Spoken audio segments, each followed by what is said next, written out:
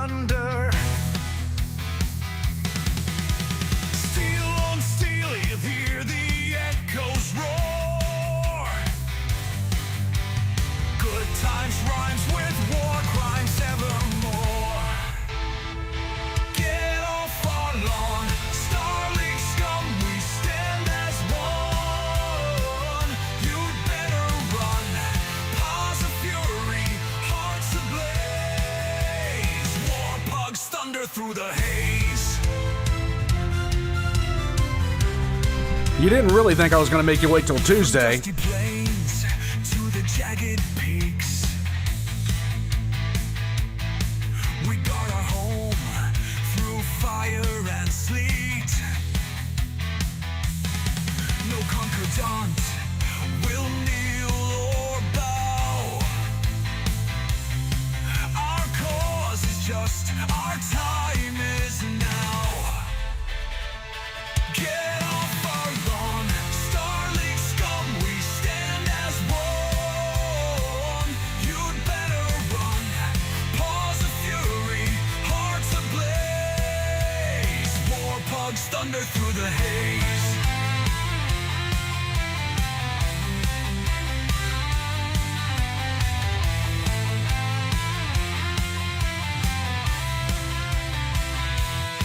We're snarling thunder, relentless charge. Our anthem shakes the void at large. Bulldogs of justice, sharp and bold. Our legacy's forged in myths untold. We howl for freedom. We rage for peace. Our battle cries will never cease. The war pugs rise, unstoppable tide. Together we conquer, side by side.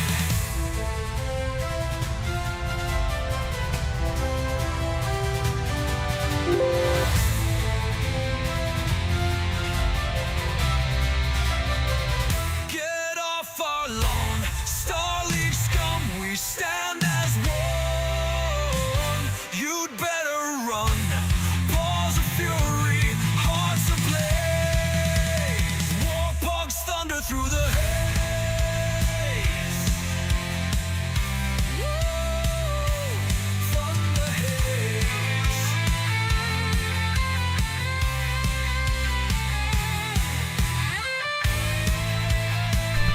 War pugs.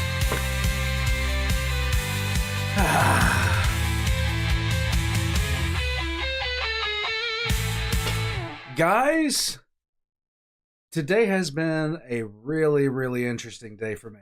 Number one, a box arrived for me. I have been waiting for this one to come in for some time. I'm about to show you guys what's in it. I haven't opened it myself.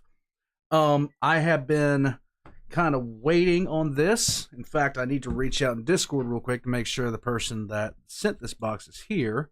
1 second, let me make sure. Let's see. All right. Secondly, I've told you guys several times that I have gotten a lot of sponsorship offers over the years. I am happy to say that I turned down all of them because of one major thing. Two things, actually.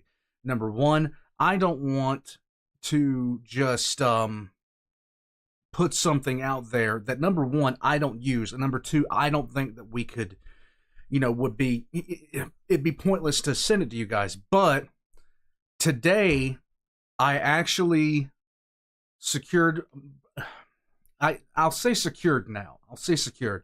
I secured my first sponsorship offer, and it's for something that I think you guys. I will not sponsor shampoo, Captain. Do you shut up? No, not Gamer Subs. It's something actually that I've been interested in myself, in getting for myself for some time. I've been using the product for a while now. It is not Keeps. It is not Keeps. It is not Blue Chew. Once I get done with everything, I'll put it out there. It's a pretty good thing considering I deliberately started. I deliberately looked for something like this because a lot of people have had issues with this recently. But you'll find out about that once everything is secured, as far as I'm going. Tau target markers, Nathan, close, but no cigar on that one. Now, oh my God, I'm sitting here dying.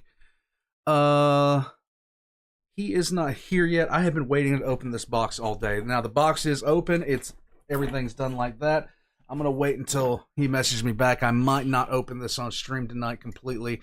I might wait until tomorrow because I know that they'll be here tomorrow. Now, why are we here? Just to suffer? No, it's not, honey. For the love of God, cut me some slack. Give me some credit here.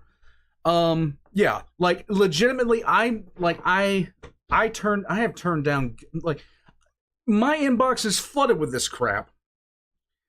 And I don't, like, most of the time I don't even reply because it's just not worth it for me at all. Like, at all, to sit there and put something out to you guys that I don't trust myself. So I'm really happy that, you know, I've gotten into talks. I had a 30-minute meeting today with some people, and it was nice, and we'll see where things go from here. But yeah, it's kind of good. It's a product that I'm currently using. It is not Keeps. Shut up. Galaxy wide. But what are we going to get into today? The second part of the Reunification War that you guys tell me is actually worse than the first part. Not Raid Shadow Legends.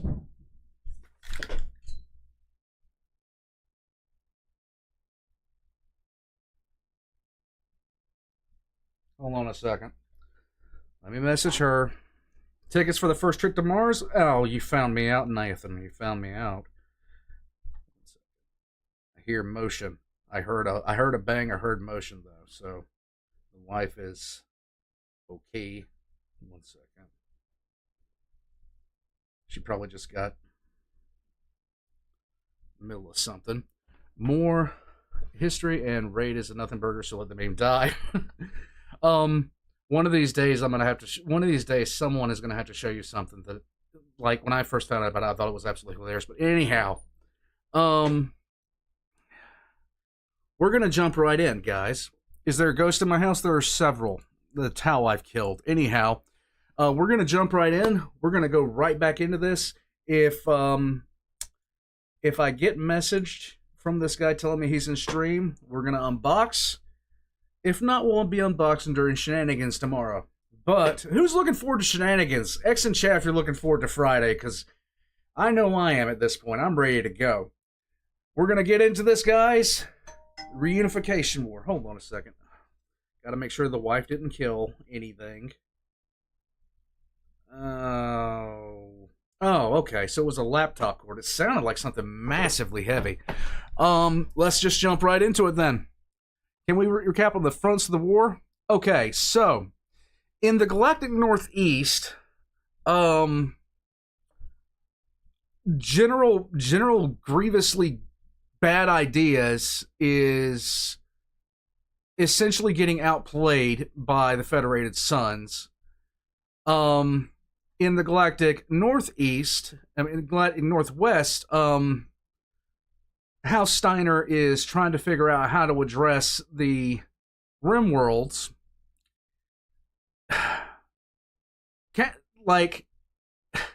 The Free Worlds League is currently putting the pain to the Catgirls Alliance, I'm just saying. And the Taurians are currently introducing everyone in the Star League as to what 5-gum tastes like. And the Federated Sons are combating anime by harming the farmers. That's actually kind of true there. That works. I got a feeling that the baby killer moniker is about to take a whole new meaning on, because aside from decimation, what more can he do? Let's get into it. In the loss of 5 supply convoys and led Kincaid to believe a counterattack was imminent, but for the time being, she was unsure where it would arrive. Alright, here's where we left off. Across the inner sphere, Isaacson had finished reorganising his task force into 3 battle groups. Each was assigned a province and fought within their area of influence almost independently. Duke Narinder Salaj would work with 4th Corps towards Timbuktu, the Archon would take the 8th Provisional to Finnmark Province, and General Isaacson led the now reunited 6th Corps against Apollo. Twice in 2582 did the SLDF go up against the loyalist RWA, and both times faced resistance. Beginning in July, Salaj ordered the double-strength 11th Royal Division to Helbrent. The 6th Amaris Legionnaires were a heavy armour regiment and did their best to fight off the invaders, but were bested in short order. Steiner Dinesen tasked the 8th Corps with Bucklands, but they had more trouble with the light armour regiment of the 2nd Fusiliers, who, along with the planetary militia, fought on for 7 months. Oh, what? Things were hotting up in the Canopian theatre around this time as well. Is this when it just turns absolutely tits up for Star League? I'm just saying. Royal Fox and Lindenmarl had fallen in March and July respectively, despite a respectable defence from the Chasseurs à Cheval. To try and prevent the Captain General from gaining momentum, a pair of raids were launched by the MAF, but the attack on Eleusis was abandoned as soon as the Canopians arrived in system and came face to face with 3 SLN squadrons. They escaped without incident. Manny and Manek decided it was time to give the Magistrix and Buqua a taste of their own medicine and began. No, MO1, things haven't gone properly tits up yet. I'll let you know when they are. Like, right now, it's bad, but it hasn't gone proper yet. A series of raiding missions of her own, with one very notable target. Ooh. The Canopian fleets were shocked by the sudden appearance of Stalag warships within the Canopus system itself. The ships withdrew after a brief clash, the but it was girls clear are that under the war was threat. coming to a conclusion. To help it along, Marion chose the distant world of Tetski as our next target. Thought to be well outside the area of operations, this world was vital to the sustained operation of the MAF forces, housing one of the few facilities outside the capital capable of servicing mechs. In late 2582, this important outpost was occupied by the 3rd Light Horse. On September 3rd, 2 Manic battalions made an unexpected appearance at Tetski and set about causing trouble after making landfall. The 3rd Light Horse took the rare opportunity to engage with superior numbers and sallied out to fight off the invaders. However, the Marek militia refused to get bogged down and withdrew ever further from the capital city. This continued for a week until suddenly a Star League fleet appeared in orbit. The 2 rare Canopian corvettes were crushed and the SLDF wasted little time in making landfall.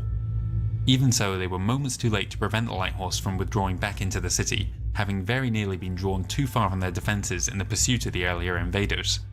Instead of a short engagement then, the stranded Canopian mechs battled for 3 weeks before they were finally surrounded. It should have ended there, but despite the Star League offering to accept a surrender, the Light Horse fought on until the last battle mech fell. The 3rd Light Horse was the first MAF unit to be destroyed and was a terrible loss for the Canopians, not to mention the 2 precious warships lost in orbit. That sucks. The last of the fighting that took place in 2582 was part of Still, this was the weakest front. This here was the weakest front. Operation Union Hold, and saw 2 old enemies face off again for the first time since the Age of War. With 5th Corps in disarray after the disaster on Haynesville and 2nd Corps otherwise occupied, the conquest of Budogan fell to the DCMS Auxiliary. The 4th Benjamin Regular's departure for the Outworlds had been delayed due to equipment problems and lack of available transports, but now was their time to shine. Taisar Keita led from the front, landing with his first wave of troops expecting an easy victory over the planetary militia, which was little more than a handful of light armour and mechanised infantry companies. What he was not expecting was the 2nd Pitcairn Legion, who emerged from the autumn storms to wreak havoc among the Draconis forces. Keita turned on the civilian population to try and force a surrender, but was ambushed again by the Legion and planetary militia. His saving grace came with the arrival of the harsh winter, which forced the Pitcairn Legion to withdraw, or else become stranded on Budogan for the rest of the year. Angered by the loss of face and... I'm not underestimating them. I'm just saying this was the weakest front out of all of them. The weakest in terms of... Would y'all stop complaining at each other? Cats. The weakest... They didn't even have battle mechs when the war was getting ready to kick off. They didn't even have a mech division. This is what piss poor planning looks like. When the weakest front that doesn't even have battle mechs and doesn't even have a fucking navy is managing to stand up to you. you screw this up this badly? The shame. Alice, we will defend the cat girls. First Lord Ian Cameron's refusal to stand up to the Davian double dealing along the Outworld's Fed-Suns border. Coordinator Heihiro Kurita issued orders to the DCMS Auxiliary Corps to abandon their planned offensive against Kisoban alongside Forlo's troops, and turn instead to juicier targets along their own border with the Alliance. A trio of invasions were launched concurrently in September against Kazanka, Slatusi, and Nexus 3. Each world was assigned 5 regiments, 2 infantry, 2 armour, and 1 mech, which was deemed more than sufficient. Defending the planets was the well-equipped 1st and 2nd Armour Divisions, supported by a few lances of the 1st Alliance Battlemech Regiment. But what Akushi hadn't counted on was the tenacity and skill of the planetary militias, a result of Davian training, and he was soon sending in his reserves where the situation became desperate on all 3 worlds. These reserves helped stabilise the situation, and the 2 sides entered into a prolonged slugfest along the front. The Alliance had a rare numbers advantage, but the Draconis forces were better equipped and supplied. That last factor turned out to be the crucial one, as Kuritan supply ships came at regular intervals for the rest of the year to replace lost units, whereas the Outworld's defenders were gradually ground down until there was almost nothing left. The battered remnants of the 1st and 2nd finally withdrew early the next year. The Reunification War had been waging for over 5 years along the rimward region of space by the time 2583 rolled around. Recent changes to SLDF doctrine had proven extremely effective against the ISB, and now both of the periphery nations along the border were in desperate need of a victory to swing momentum back in their favour. For the Taurian Concordat, their problems stemmed from one individual, General Amalthea Kincaid. Within the first few months of her command, she had revitalised the stagnant task force, created a new elite unit, and won victories that would have taken her predecessor twice as long with twice as many casualties. The goal for the Taurians then was simple: eliminate Kincaid. To that end, Protector Mitchell Calderon had agreed to the insidious Case Black. The plan was to prevent the Star League General from ordering any further attacks by threatening her extreme flank with a naval feint. This would give them time to pin down her location and dispatch a hit squad. Marshal Gisela Cardenas, the woman most responsible for the Taurian loss at Robsart, had managed to avoid disgrace through her family's ties to the ruling Calderons, and so was given command of the naval side of the operation. Yeah, she's also the one that said they bombarded the civilian population in the Taurian Republic. What did you think was going to happen? By July 2582, repairs were complete on what was left of the Concord Navy, and they departed to the Hades cluster, heading in a spinward direction. Only a handful of warships remained behind in defense of the capital. Their short-term goal was to locate and destroy any intelligence-gathering vessels they came across, blinding the Star League to their activities in the region. Victrala, Warren, Caldwell, Marve, Montor, and Certum were all hit as she led her fleet towards the Galactic East.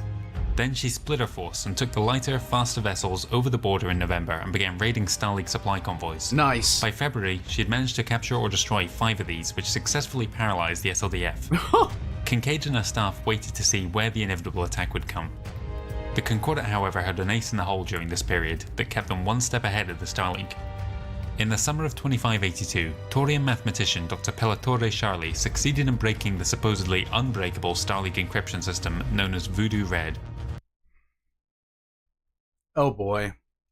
They used their stolen knowledge sparingly to avoid giving the game away, but it was crucial to the success of Case Black. On the other side of the Federated Suns, Alexander Davian was continuing to play his political games when he dispatched further garrisons to Christopolis and Kincaid. However, only the former had been promised to him through the Tancredi Accords. Kincaid initially opposed the occupation, as they would have an SLDF or DCMS landing. Careful instructions were given to the Davian commander to minimise damage and loss of life, but it took several weeks for the locals to surrender when word came from Alpharats to accept the occupation. The Outworld's Alliance militia by this point of the war was holding up remarkably well for an organisation that was barely a decade old. Right! Star League intelligence... They're not even... Oh my god! They didn't even have this! When the war started on the Taurian front, they didn't even have a militia! How do you screw this up? Was reporting that they had a notional strength of 29 armour and 3 mech regiments, plus the 3 regiments of the Pitcairn Legion. They'd taken their worst beating from the DCMS strike over the winter, but replacement tanks were rolling off the assembly lines and being smuggled over the borders.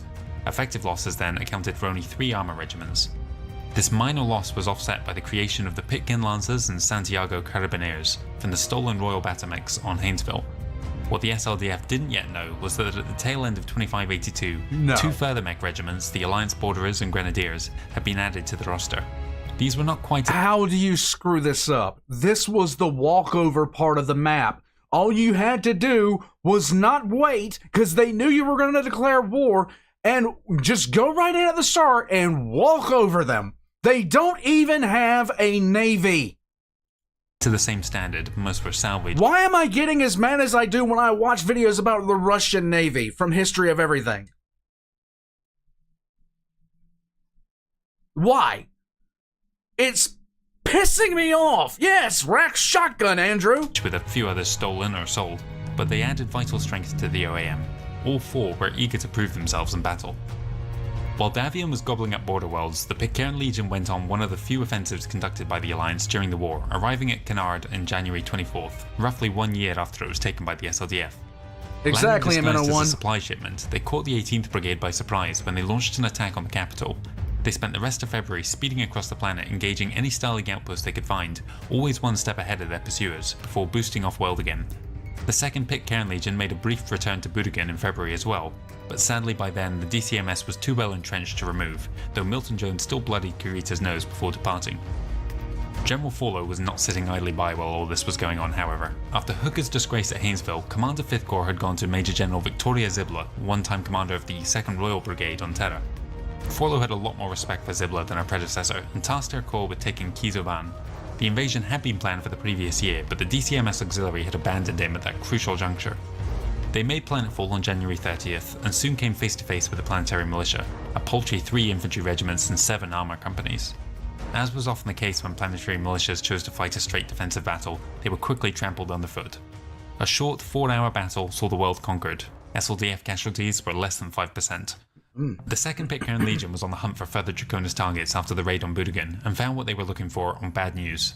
The planetary garrison had been taken over by Imagine you live on a world called Bad News and how screwed up your Saturday night is. the DCMS the previous year, but they were still not prepared for an attack when Milton Jones made planetfall on March 13th. How are you? Only 1 battalion of the Day 1 regulars had been tasked with the occupation, supported by 2 armour and 2 infantry regiments. This was sufficient to suppress the population, but against the elite Pitcairn Legion they were badly outclassed. The Battlemech Battalion was all but destroyed, as was the supply and service depot on World. Only when Draconis Combine Admiralty warships arrived did the Legion beat a hasty retreat. Forlow was little concerned with the troubles of the DCMS forces after they had abandoned him the previous year. He had at the time his gaze firmly set on 2 of the crown jewels of the Outworlds Alliance, the heavily industrialised worlds of Cerberus and Lushan. He would personally lead a force from the 2nd Corps to deal with Cerberus, while 5th Corps would be responsible for Lushan. Defending these worlds were the untested Outworlds Grenadiers and Pitcairn Lancers. The entire 3rd Armoured Division was moved to Lushan in support, whereas Cerberus, the single most industrious world within the Alliance, could muster a planetary militia of 5 infantry and 3 armour regiments, plus 1 additional armour from the OAM. Okay. The last-minute addition of the Alliance Borderers, who dispatched a detachment to each world, would add to the defence. With more than 10 regiments apiece then, they would be the toughest nuts that Task Force Outworlds had yet to crack. The assault on both began in March. Forlow arrived in force, leading 2 whole divisions, and swiftly engaged the planetary militia. The highly disciplined 2nd Corps soon began to overrun the defensive positions, their mobility catching the Outworlds by surprise. Inexperience in leading Battlemech forces left the Alliance Grenadiers sitting in reserve when they should have been at the front. By the time they arrived, the battle had already been lost, and the new unit was all but destroyed. The militia fought on for a time afterwards, but the battle for Cerberus was largely over by the time 5th Corps was making their assault later in March. The swift loss of so vital a planet had President Avalar panicking, and he immediately dispatched the Pitcairn Legion to bolster the defenders on Lushan. The 3rd Armoured and Pitcairn Lancers were putting up a respectable performance, but were still gradually losing ground. It was a welcome sight then when Pitcairn touched down in late April and quickly engaged the 15th Division. Zibla did not shy away from battle, as the arrival of the Legion and the opportunity to keep it pinned down opened the door to other operations she had planned. Nice. Beginning in April, the rest of 5th Corps began planet hopping, putting to the torch any soft targets they could find. After a week or 2 of raising hell, they would jump onto the next target. By the end of May, they had visited Diditare, Morthak and Queberas. The tactic proved effective, and Forlow began to emulate her in June, with spoiling attacks against Quattrabella and Michela. The use of such tactics earned the general and his task force the ominous nickname of the Baby Killers, and not just among the worlds of the periphery. Task Force Mailed Fist continued Yeah, this is the weakest front MN01. This should have been finished by now. to make slow progress throughout 2583. Isaacson's battle group, who had spent much of the last year reorganizing 6th Corps after their ordeal in the Taurian Concordat, finally stirred themselves in April and moved against Medellin. The 1st Amaris Legionnaires were not a battle mech unit, but used extensive emplacements across the planet to drag the conflict down into a 10-month grind. I love the fact that this planet is called Goat Path. Duke Salage was proving himself to be the most successful of the 3 battle group commanders, taking Sterling and Arjala without needing to call on the SLDF. A brief appearance was made on the front by the Bowman defenders, who travelled from their home planet to assist the campaign on Arjala. Back with Task Force Taurus, General Kincaid had tasked 3rd Fleet with hunting down the Taurian ships and putting a stop to whatever they were up to. The loss of their naval intelligence vessels had left them blind to what was happening, and they were about to pay the price. They had not realised that Cardenas herself was leading a large fleet of dozens of warships, mistaking her actions for those of isolated and leaderless privateers, easy pickings for even a small SLN squadron. Admiral Min blundered by splitting his fleet into 9 hunter-killer groups in the hopes of finding them quicker. This left them badly outnumbered when they did stumble into the fleet. 5 of these squadrons unexpectedly ran afoul of the Taurians during March-April time. Many warships were destroyed, but eventually word made it back to Min and he consolidated his naval strength again. He spent the next 2 months chasing after Cardenas, who was still searching for exposed targets of opportunity. She almost succeeded in catching an SLM patrol in Verdigris before it jumped away at the last second. Finally, the 2 fleets faced off at Cohagen, but before battle could commence, a viral outbreak aboard 3rd Fleet forced a despairing Admiral Min to withdraw to Anaheim, whereupon he called in additional reinforcements in the form of 2nd Fleet. So a plague on both your houses is a thing here. Okay. Unbeknownst to him, Case Black was days away from completion. Tony, if a Gloriana class battle cruiser showed up in the middle of this, it wouldn't be a fight. It wouldn't even be a slaughter. It wouldn't even be anything close to that. On June 3rd, on the border world of Firgrove, General Kincaid was carrying out an inspection of the 56th Ariana Lancers. Overhead, a dropship was making its final descent into the starport. The transponder codes the ship provided were stolen, knowledge obtained through the cracked Voodoo Red system, the same way they had found the General's itinerary. A small Taurian commando team crept out of the vessel, carrying with them a prototype particle weapon that they would use to perform the hit. As Kincaid was meeting with the unit's Delta Company, a blast of energy smashed into her, leaving the General in a critical condition. The Ariana Lancers rushed to surround and capture the Taurian commandos, but none survived the ensuing battle, nor did the weapon they had used. 4 hours later, Amalthea Kincaid succumbed to her wounds, and Task Force Taurus collapsed into disarray. Well, you know what? I hate to say it, but rest in piss, you bomb civilians. The Taurians had their victory, but their allies over in the Magistracy were still in... She literally bombed civilians even after she won the fight. She won the Taurian front and then turned around and made it last longer because she was like, I'm mad. And she just started bombing the civilian population of a planet. That was dumb. You won the fight, you practically won the war, and then you piss off them, every single one of them. In desperate need of their own. The situation was dire. After their raid the previous year, 7th Corps had determined that an assault on the capital would soon be possible. Before conducting that operation, they sought to land a psychological blow against the Canopians by completing their encirclement of the capital. Beginning in March of 2583, Captain General Mariam Marek launched the first of 4 successive attacks with an assault on Megares and promptly dealt with the world's few defenders. She followed this up by taking Afarsin, Adherwin and Nobel in April. Canopus may not have been cut off, but they were certainly exposed. Colonel Adam Buqua of the Magistracy Armed Forces realised he had an opportunity to stop the SLDF dead. Their rapid moves had left them at the far front of their supply chains, and with the area behind them not fully pacified, a strike on one of the SLDF supply depots could buy him and his military time to consolidate. The perfect target was Thurrock, disputed border world between the Magistracy and Capellan Confederation. 3 regiments were assigned to the operation, including 2 of the mercenary units that were under Buqua's command, along with the 1st and 2nd Fleet of Centrala's Navy. Guys, do me a favor, hit that like button, boost me up with the algorithm a little bit. Appreciate it, guys. Upon arrival, they found that the way stations around the jump points were largely deserted. Most of the supplies had been cleared out. Hoping to find better targets on Thurrock, they headed in system. 6 hours into their journey, the sudden arrival of an SLM fleet behind them revealed just how much they had blundered. The MAF jump ships were swiftly captured while the half-dozen warships moved towards one of the system's planets to get away. More and more Starlink vessels were arriving and setting off in pursuit. Eventually they could run no longer, and the heavily outnumbered Canopian fleet, save for 2 warships left behind at Canopus, was destroyed entirely near Taurus. The 3 MAF regiments, left with no avenue of escape, promptly surrendered. There was now nothing stopping a direct assault on the capital. There it goes. The assassination of General Kincaid left a notable power vacuum on the Taurian front, one that 3 individuals raced to fill. Major General Elias Priest, one-time Chief of Staff and now It wasn't Kincaid? My bad, I thought it was Kincaid, sorry. commanding 11th Corps, stepped forwards, as did Major General Zhao Li, Kincaid's Chief of Logistics, and Admiral Cassius Becatoru of 2nd Fleet. Each had a different short-term goal. Priest wanted to engage with the uncommitted corps immediately. Li favoured caution and consolidation, while Becatoru wanted to go hunting with Admiral Min to find Marshal Cardenas, who was still isolated in the Spinwood Expanse. The individual corps commanders, having received at least 3 conflicting sets of orders, wisely chose to wait for the leadership battle to be resolved before committing to any further actions. Only 4th Corps continued the struggle on Carmichael, estimating a mere 25% of the world was under their control.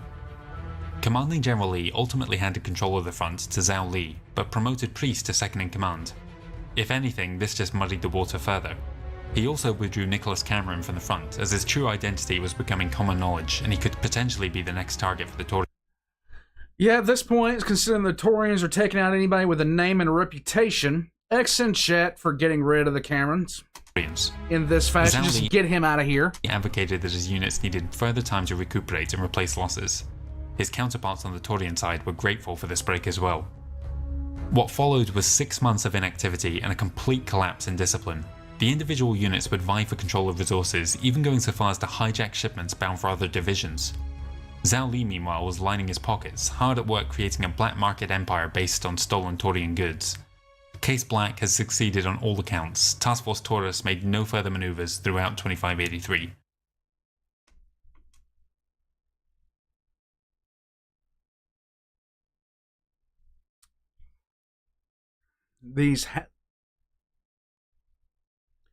Like, if I'm sitting in Terra and I'm reading some of these reports, I'm just wondering, how much more can we embarrass ourselves at this point?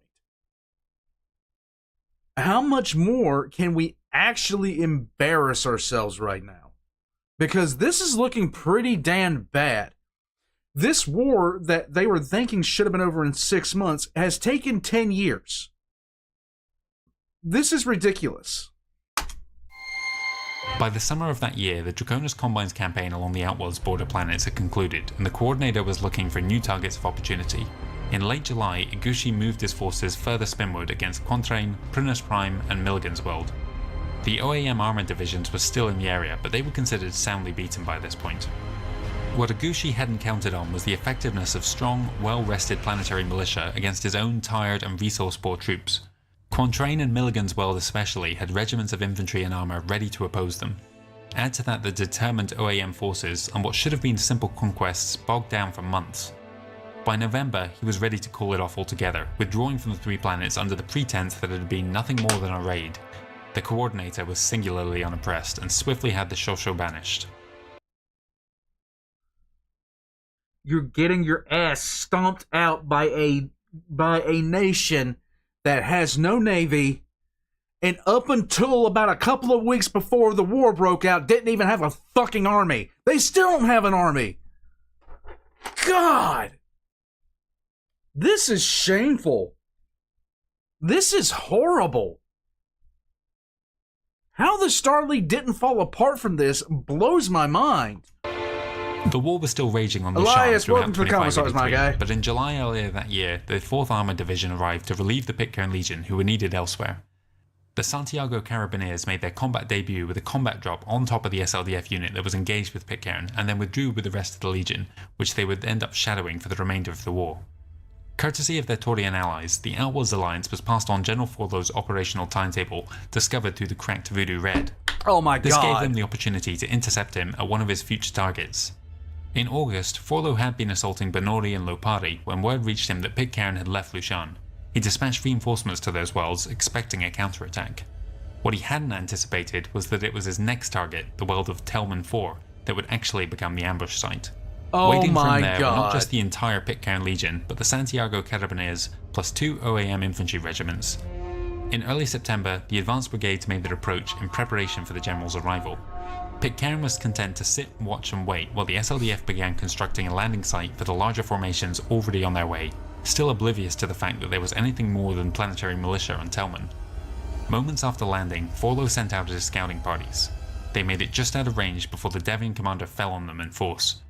The perimeter defences were quickly overrun, and soon the OAM forces were in the heart of the landing zone, causing widespread destruction to the disorganised invaders.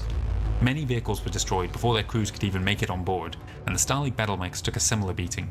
In the panic, several dropships lifted off without warning, Forlo's command vessel among them, causing devastation to those unfortunate enough to be in the blast zone, and blinding those further afield. The battle raged for almost a full day, at the end of which not a single SLDF unit was left operational on the ground. What? 200 plus mechs, over 200 tanks, and 4 dropships were destroyed, and around 3,000 men were dead or captured. The OAM's attack on the drop zone had cost them greatly too, some 200 mechs destroyed or damaged across the 4 regiments. The salvage would go some way to restoring those losses, but they were still left hurting. Telman 4 was the worst defeat for Task Force Outworld since Haynesville, the already bloodied 5th Corps suffering losses equal to a full division in just one day. How do you manage to screw this up? Like, how? Silent, are you in here? Silent, if you're in here, let me know, bud. As 2583 drew to a close, 7th Corps was on a roll, claiming the worlds of Early Dawn, Lockton, Hastur, Zathras and Kremari by year's end. By mid-February, they'd taken Joyce and Brixtana. Naval raids on the capital system also increased. There was no question as to what their next target would be. You don't even have to worry about it. If this was in 40K and the Imperial Commander came from any one of these places and is not currently here, they're getting shot. They're getting shot and their whole family is going to get wiped out, so the curse of their existence does not get passed down in their genes, because there's no way the Imperium would handle this kind of failure like this. This is hideous. The Battle for Canopus began in early March of 2584, when an SLM warship squadron took control of the Nadir jump point in preparation for the arrival of the main force. From there, increasing numbers of vessels began to patrol the system, doggedly chasing away the 2 remaining MAF warships whenever they tried to approach either the planet or the jump points. On March 29th, the Captain General herself arrived and took up position in orbit over Canopus, by which time 2 staging posts on the planetary moons had already been established. 6 mech regiments defended the planet, plus about an equal number of Home Guard. Arrayed against them were 35 regiments of Task Force Canopus, half of which were mech units, including 5 from the Marek Auxiliary. Ooh. Landing began on the 3rd of April and continued for 48 hours, such was the scale of the invasion. In the spirit of the Ares Conventions, which were enforced by both sides during the duration of the Canopian campaign, the 2 armies kept their engagements well away from the civilian population in the relative wilderness between the cities of the northern continent. There's a reason I like the Free Worlds League right now. Joe Rogan, never underestimate the determination and ferocity of a peaceful population being invaded by outside forces. Yes, the Star League in Concordat is getting its ass handed to it by a bunch of farmers who turned their plows into swords. That's what's going on here. Unfortunately, the cat girls are getting captured. That's sad. The fighting began on April 5th and continued for the rest of the month. One early hotspot was the Thetis River that would both help and hinder invader and defender alike. The first Canopian Grenadiers were destroyed almost entirely when they became trapped with the flowing river to their rear. Likewise, the Red Hand mercenaries used the river delta to great effect against the heavier and slower Marek militia. On April 12th, the assault began on the sole battlemech construction facility on Canopus, concluding the next day with the Star League the victor. Thank you, Joe. Successive attempts to retake it failed, and by the 27th, Buquois had called all remaining forces back to the city of Delphi. The assault on the Magistrix's seat began on May 1st and saw some of the fiercest fighting of the Canopian War. Casualties were extreme on both sides, but the tide was turned on the 3rd day of May, when a specialized marine regiment led a virtually unopposed beach landing against the city's coastal shore. With their last surviving forces surrounded and facing imminent destruction, the Magistrix Crystalla Centrella surrendered. When Ian Marek, the son of the Captain General and commander of the ground invasion, entered the Magistrix's palace, Crystalla was waiting there to receive him, stretched languidly across her throne. His curt demands and attempts at intimidation were either accepted or dismissed out of hand. The Magistrix was in no doubt. Her war was over. She had played her part and bought time for Bucquois to make good his escape, but she would take no further part in the hostilities. But if she was not going to fight, she'd need something else to amuse herself with. Ian Merrick seemed the perfect solution, and by year's end, the two were deeply embroiled in a romantic affair. Well, if you can't fight them, fuck them. There we go. With the fall of Canopus in May 2584, the Star League had finally succeeded Welcome in to capturing one Canopus, of the yeah, periphery Red Hawk. nation's capitals. It was hoped that this would bring an end to the fighting on the Canopian front, but Colonel Adam Bucquois had managed to escape the planet and continued to lead the MAF in exile from their hidden redoubt on Cassandra's memory. It was perhaps only because of the blossoming affair between the Magistrix Crystalla Centrella and her conqueror Ian Merrick that she was able to remain notionally in power while simultaneously refusing to order her remaining troops to stand down. In her own words, she had surrendered Canopus, but not the Magistracy. What was left of the MAF spent the rest of the year offering little more than token resistance. Only at Marantha did the defenders make a serious... Did this idiot just forget that... Okay, Merrick. Merrick. Did you just forget that you're fighting a war, my guy? Did you forget that you're fighting a war? I was praising you 15 minutes ago. You have shamed me, you asshole! Attempt to repel the invasion. Her refusal created more problems for the Star League and its members outside just the periphery. During the 7-year campaign against the Magistracy, many staging posts and supply depots had been established along the border of the Inner Sphere, some dating back to the United Triumph military exercises of 2572. Several of these were within the Andurian commonality of the Compelling Confederation, a move that had proven contentious within the one realm not actively engaged in the Reunification War. When news of the victory on Canopus reached the Confederation, it was expected that those installations would be broken down and the troops moved away. When this did not happen, they were still needed after all, rumours began to circulate that they were there for a more insidious purpose. A base on Andurian itself had already been flatly refused. Add to that reports that the planet Shiro was planning to petition the Star League government for independence from the Capellans, and soon the locals were talking about the Star League betraying them to the Free Worlds. Oh boy. A group of fanatics from within Shepperton's Grenadiers went rogue. Now dubbing themselves Shepperton's Freebooters, they began to target worlds along the rimward border of the League, stretching between Leda and Hydemarsh. They were always careful to avoid SLDF troops and engaged Trust a Capellan. Trust a Capellan. only those from the Free Worlds. Their ability to do so came from the fact that many were former CCAF soldiers who had friends still within the military feeding them information. With Marion and Ian Merrick still occupied within the Magistracy, the Free Worlds Parliament demanded Chancellor Ursula Liao take action against her rogue troops, a demand that she ignored for 3 years. The Taurian... Okay, before we get to the Taurian, Silent just let me know to go ahead and do this. So, guys, Silent sent me a box, and inside this box is bubble wrap. Yay. Now, hold on a second. Gonna wrap this. 1 second.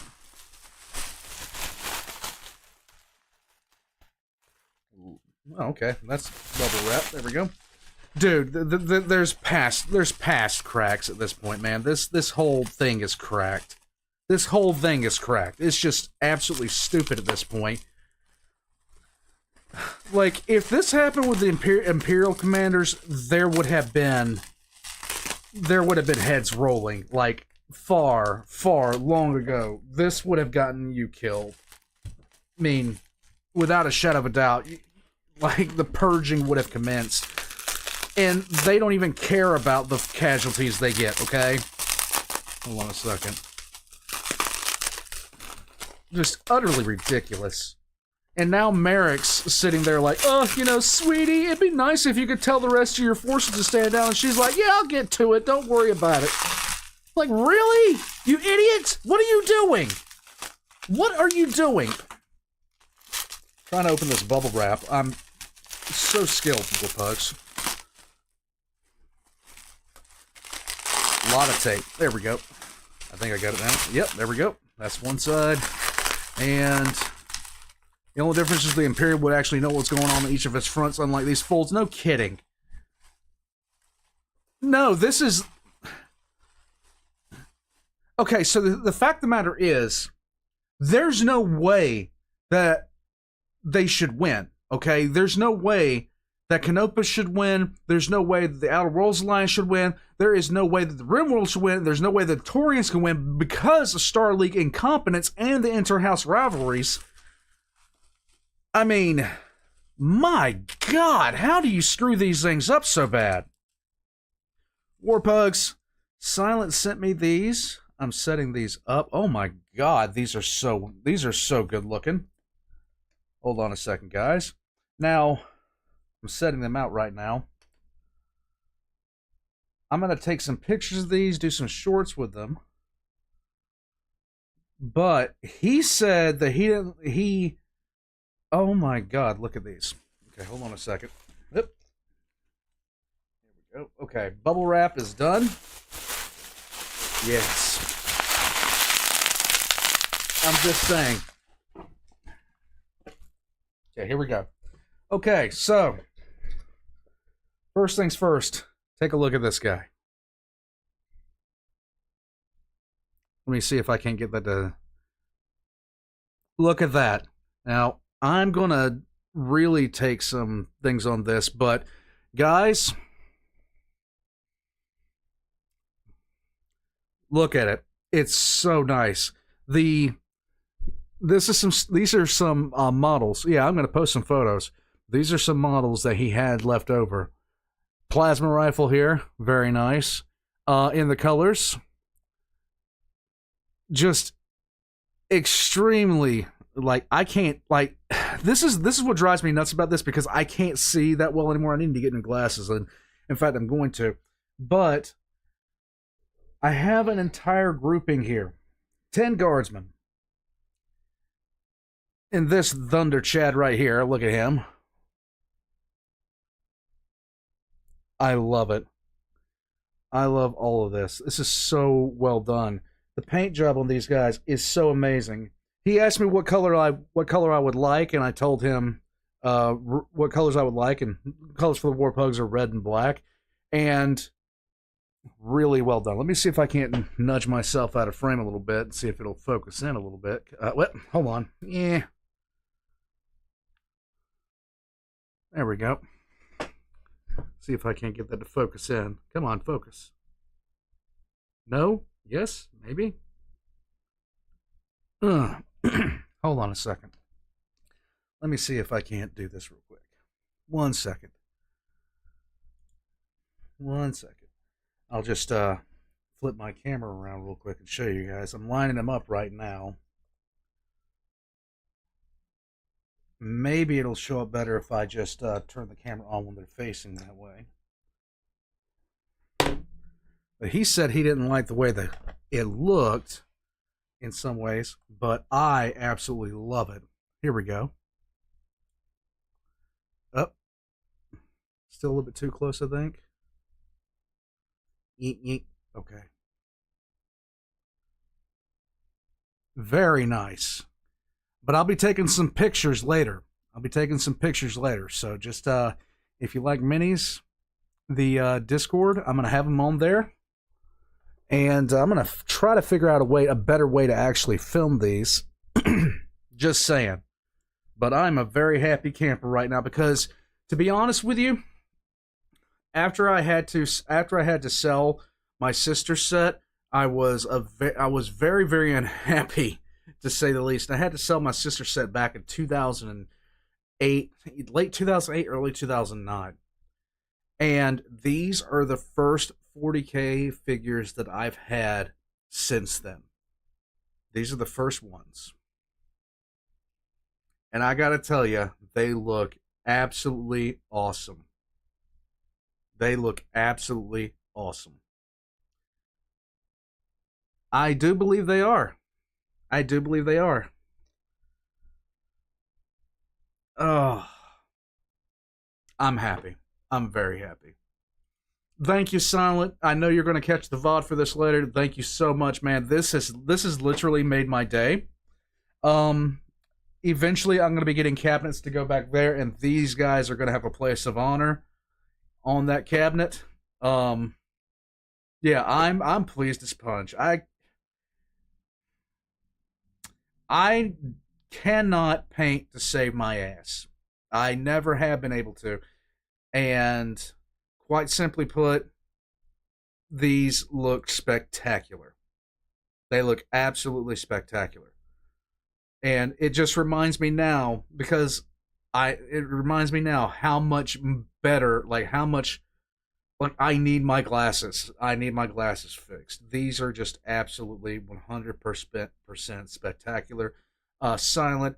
All of them came through great in the mail. And just thank you so much. He put the Terra. In March, while the Captain General was just gearing up for her attack on Canopus, Commanding General Carlos Lee made an unannounced visit to the Taurian RSC. When he saw for himself how bad things were, he was outraged. Both Zhao Li and Elias Priest were removed from command, the former being sent back to Terra to stand trial for corruption charges. Oh my god. No successor was immediately appointed. He left the Corps command as a simple order: sort yourselves out. He had little faith that any of them could step up to overall command, but he was not totally disheartened. An extreme measure was going to be needed to bring the Taurian War to a conclusion, and he knew someone who fit that bill perfectly. Rather than return to Terra, he started heading for 2nd Corps. Operation Mailed Fist was continuing its slow grind against the Rimworld's Republic. General Isaacson welcomed the arrival of the 2nd Draconis Auxiliary Corps in 2584. He dispatched them to the far... Draconis, you don't need to be sending people out to the Rimworlds. You need to wrap up the Outer Worlds. You need to wrap that up now. This is sad. opposite end of the Republic to join with Duke Narinda Salaj and the Timbuktu battle group. Among them was the 1st Arcab Legion, who had specifically petitioned the Coordinator to be part of this unit. This was the first time the Azami had gone to war for the Draconis Combine. Isaacson was eyeing up what he thought would be easy pickings on Kikuyu, the fractured and broken 1st Dragoons. Since the outset of the Civil War almost 10 years ago, the unit had been disunited under 2 different commands, each swearing allegiance to either Amaris or the Rim Provisional Government. Unfortunately for the SLDF, it was their very arrival in March that brought the 2 halves back together to fight a common enemy. An enormous guerrilla movement mobilized tens of thousands of citizens to fight the invaders, turning the campaign into a 10-month slog.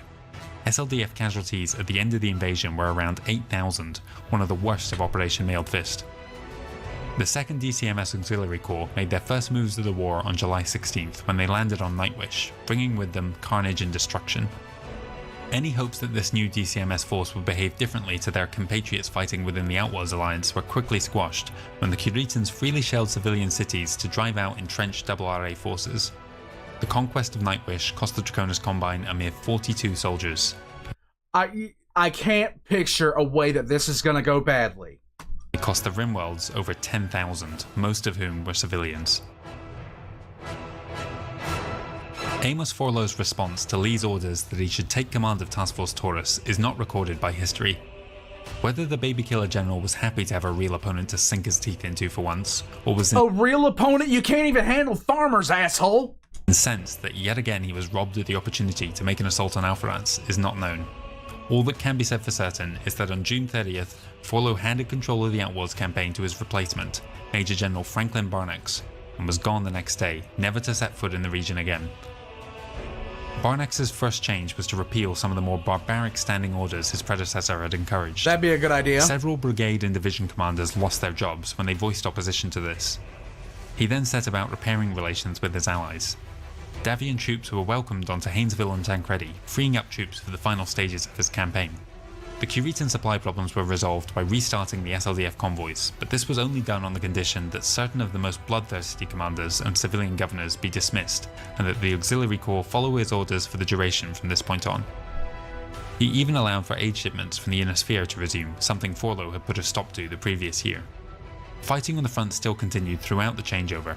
The battle for Lushan had been raging hot and cold for over a year, but Barnax pushed to see it concluded. He also encouraged the Curitan commander to prove himself more capable than his predecessor, with another attack on Quantrain. The OAM made its own counterattack in August against the linchpin that was Cerberus. Only the Defiant Alliance borderers had survived the last year of the SLDF occupation as an organised unit, but they desperately needed reinforcements. The entire Pitcairn Legion and their Santiago Carabiners partner departed from their victory on Telman in search of another at Cerberus. Their arrival alongside elements of the 2nd Armoured Division was particularly unwelcome to the 2nd Corps forces on planet, who were in the middle of preparing for their move to the Taurian front.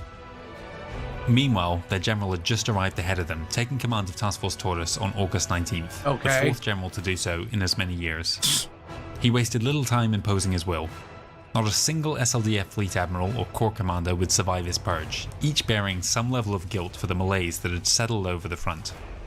They were sent packing, and trusted replacements of Forlo's choosing were brought in. Then, mere hours into his command, he Oh, good God. We're about to hear about a lot of war crimes. issued new invasion orders for every corps and fleet under his control. Unfortunately for the Star League and the Free Worlds in particular, his arrival was too late to stop an ill-conceived raid against the heavily industrialized and heavily fortified world of New Vandenberg. One of the casualties sustained during this raid was the Captain General's younger brother, Reginald Bannock, who had been serving with an SLDF unit. 4th Corps was still engaged on Carmichael and only about 40% of the way to victory, so Forlo dispatched reinforcements to assist them and help break the stalemate. The other 3 corps were paired with one of the fleets and given clear orders to bombard major population centres from space if the planet did not surrender within 30 days. The Davian Corps, still led by Major General Lamborn, who had escaped Forlo's purge, was given similar scorched earth instructions. First to reach their target was the 11th Provisional, who descended on Warren on September 20th. They spent the next 10 days laying waste to the planet until all the world seemed to be aflame and 50,000 civilians were dead. The local government surrendered on October 1st. Caldwell and Victrola fell to similar strategies in November and December respectively. Fleet support was rerouted to Carmichael, but the fighting dragged on into another year despite Forlo's best hopes. 3rd Corps never made it to their objective as a Taurian raiding party attacked their home base on Diefenbaker before they could depart. The few troops still on the ground held off the raiders long enough for the rest of the Corps to return to the planet. Then began a 5-month chase across the surface and through the mountains, the terrain giving the Taurians plenty of ways to stay out of reach. On Taurus itself, the battlemech factories were hard at work churning out new units to replace I wonder why the Taurians weren't happy with the Star League, you know? I wonder why. the losses they were suffering. The 94th and 99th Concordat chasseurs entered service in 2584 and 85 respectively, and were organised into the new 8th Provisional Corps and held in reserve. Over in the Outworlds, the bulk of the 2nd Corps was mustering out of their posts, save for 5th Division who were still tied down on Cerberus. Alexander Davian pushed his luck too far when he tried to deploy troops onto Bryceland and Medron, but Ian Cameron finally sided with Kurita and forced him to withdraw. By November 2584, each of the 3 Task Force Mailed Fist battle groups had succeeded in taking another world. They then swiftly moved on to the next target, beginning with Arluna in December. This time they would face more stubborn local resistance, and it would take around 6 months to pacify them. 2585 was a year of mopping up for their inward counterparts in the Magistry of Canopus, who cleared and occupied Candir and Techne's Revenge. The Capellans weren't the only old rival to resurface since the victory at Canopus. Colonel Shah of the Regulan Hussars, feeling snubbed at not being included in the assault on the capital, spent most of the conquest of Candir engaged in bitter arguments with their co-commanders, though this changed little for the MAF defenders. As yet, 7th Corps had not found Buquois' hideout, but were content to methodically work through the planets until they did. Forlo's first wave of attacks leading Operation Bull Run had proven successful, and so for 2585 he sought to expand on that success, targeting 5 worlds at the year's outset. The first divisions of 2nd Corps, now under the command of Major General Sybil Drummond, were starting to arrive around this point, and Forlo did not delay in working them into his plans. The Taurians meanwhile were busy conducting a raid across the border at Pampur within the Federated Suns. This was the site of one of the battles that had led up to Tentativa, but this time the Concord's Navy's goals were more modest. On February 18th, a supply convoy was bound for Tentativa, but a trio of corvettes were moving to intercept. The FSS Klingenthal that was in pursuit was the victim of sabotage and was promptly destroyed before it could reinforce the convoy. Only the quick actions of the SLS Minotaur and intra-system jump out to the convoy saved them from ambush. 2 weeks earlier, on February 4th, Marshal David Lopez jumped into the Diefenbaker system at the head of a relief force for the beleaguered Volunteer Guard regiments. His naval escort of 5 corvettes quickly engaged the 3 SLN cruisers, while his regiments raced down to the planet's surface, landing just 2 days later. Within 24 hours they had retaken key industrial sites, within 48 the planetary capital. They knew that they couldn't stay there, however, or they would risk becoming easy targets for the Star League fleet, so they took what supplies they could and went in search of their allies, regrouping later that month. The 2 opposing armies kept each other at a safe distance throughout the next 2 months of skirmishing. In late April though, Lopez spotted an opportunity when his Star League counterpart blundered into a box canyon. 4 hours later, Major General Natasha Razzie was dead, along with the rest of her unit, but the Taurians had to make a quick exit without salvage when SLS Hancock manoeuvred overhead and scored several direct hits on the Calderon Red Hand. The Third Corps was saved from collapse by the quick actions of Reserve Tank Commander Hampton Craig, who rallied the unit to his command. Using his naval assets, he forced the Taurian Marshal out into open ground where he descended on him from the two adjacent ridges. The ensuing battle brought utter carnage to both sides, and it would become the biggest mech battle of the entire war, but it was the SLDF who came out on top. Some 400 battle mechs and 500 tanks were destroyed, plus many thousands killed. Lopez limped out of the wreckage with a mere 52 operational mechs, 20 less than Craig, and 4 armour companies to Craig's 7. The final insult came when 2 Taurian dropships on approach crashed into one of the high mountains that had given Diefenbaker such a brutal reputation during the war. Ultimately, Lopez was lucky to escape with anything. Both sides would claim victory afterwards, but it was a pyrrhic victory if anything. Yeah. Back in March, the worlds of Sartu and Hanzetta were attacked days apart and followed broadly the same strategy: intense orbital bombardments on all major population centres before making landfall to finish off the survivors. However, the Taurians had adapted to their new opponent's strategy quicker than anyone would have thought possible, and had been hard at work hastily constructing underground shelters. As the deadline to surrender approached, civilians and military alike abandoned the cities for either shelter or the wilderness. When the regular army touched down, the populace came crawling out of their holes to resist the invaders with the same tenacity as ever. Hanzetta took until October to pacify, whereas it took 11th Corps a full year to take control of Sartu. Good. The Davian campaigns against Montor and Mave began in April and ran into similar problems. Lamborn soon realised his mistake and decided to regroup the majority of his forces on Montor to focus on one planet at a time, then in August moved most of them back over to Mave. The first fell in January and the latter in April. The conquest of Lindsey was the most successful but no less brutal of Forlow's 2585 campaigns. First Corps began their orbital bombardments in May and continued to destroy. I can't imagine why the Taurians didn't like them. Destroy one settlement every day for 2 months before landing to mop up survivors. Oh my God. The planet surrendered on September 5th. And finally, on October 25th, after 3.5 years of fighting, Carmichael was deemed pacified. The Taurians had shown Forlow just how stubborn they could be, and the general was forced to spend the next year sitting idle while his troops recuperated. In the Outworlds Alliance, 5 years of atrocities and bloodshed was starting to ease off. Earlier that year, Alexander Davian had first proposed to the High Council it might be possible to talk the Periphery Realm into surrender. Not anymore! Not anymore! His faithful son Lawrence began to pass messages between the two factions until enough of a rapport had been established for them to consent to talks on Cerberus. The arrival of the ambassadors in June brought an inconclusive end to the final battle on that front. The Treaty of Cerberus was signed on July 25, 2585, and came into effect 1 week later. On the anti-Spinwood side of the Ionosphere... Wait a minute, what? They actually... Wait, what? Ambassadors in June brought an inconclusive end to the final battle on that front. The Treaty of Cerberus was signed on July 25, 2585, and came into effect 1 week later.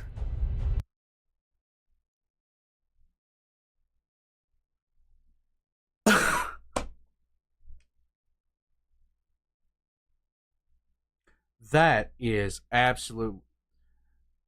I don't even, congratulations, you made peace. You made peace with a nation that you should have just simply walked over. This is a massive Corita L. There is no W here for Corita. Corita just got shamed. On the anti-Spinwood side of the Ionosphere, things were ticking along at a slow and steady pace.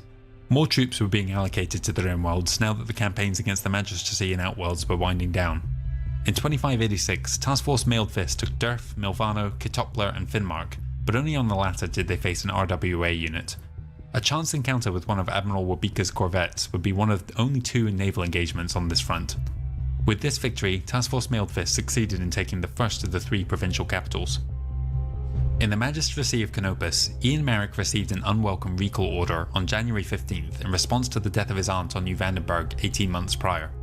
His salacious affair had become somewhat of a scandal for the Marek family, but now both his political allies and opponents wanted to see him return, though for different reasons. It was important to protect the family line, but it was also important to reduce Marek influence over their neighbour and Centrela's influence over them. 7th Corps took Harmonious and then Paladix in May.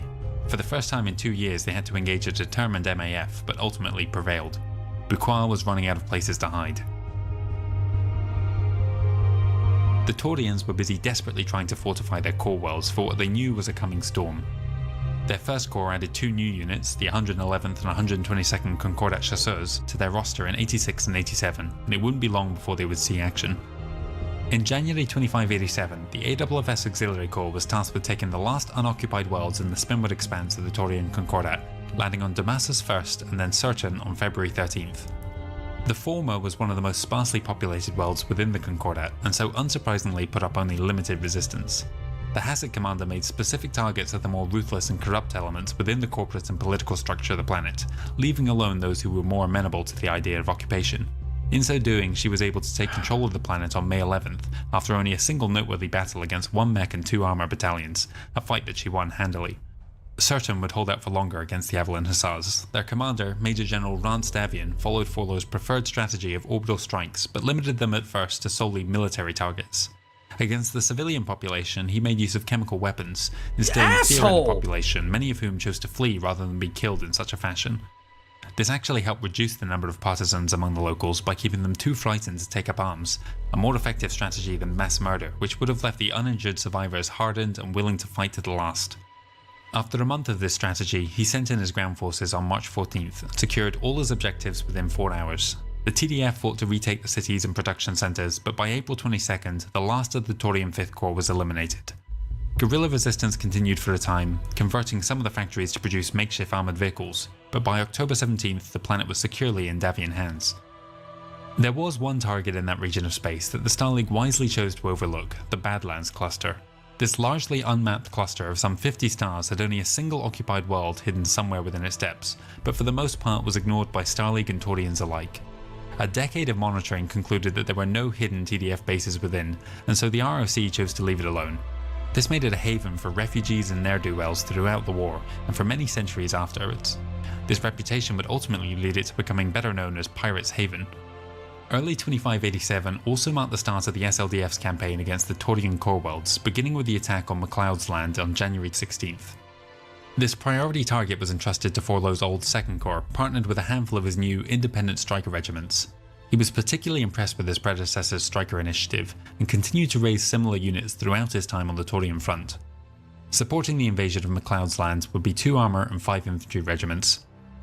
As it becomes standard doctrine, the locals had 30 days to surrender, during which time the escorting First Fleet destroyed a few dozen dropships, over 200 fireships, and even 2 of the last Taurian warships. When surrender was not forthcoming, Drummond, following in the shoes of her general, made use of the first nuclear strikes of the Reunification War. The capital city of York, population 5 million, was subjected to 3 days of bombardment, during which time as many as 1/3 of the populace was killed. The TDF had only 6 regiments on planet, of which only 1 was a battle mech unit.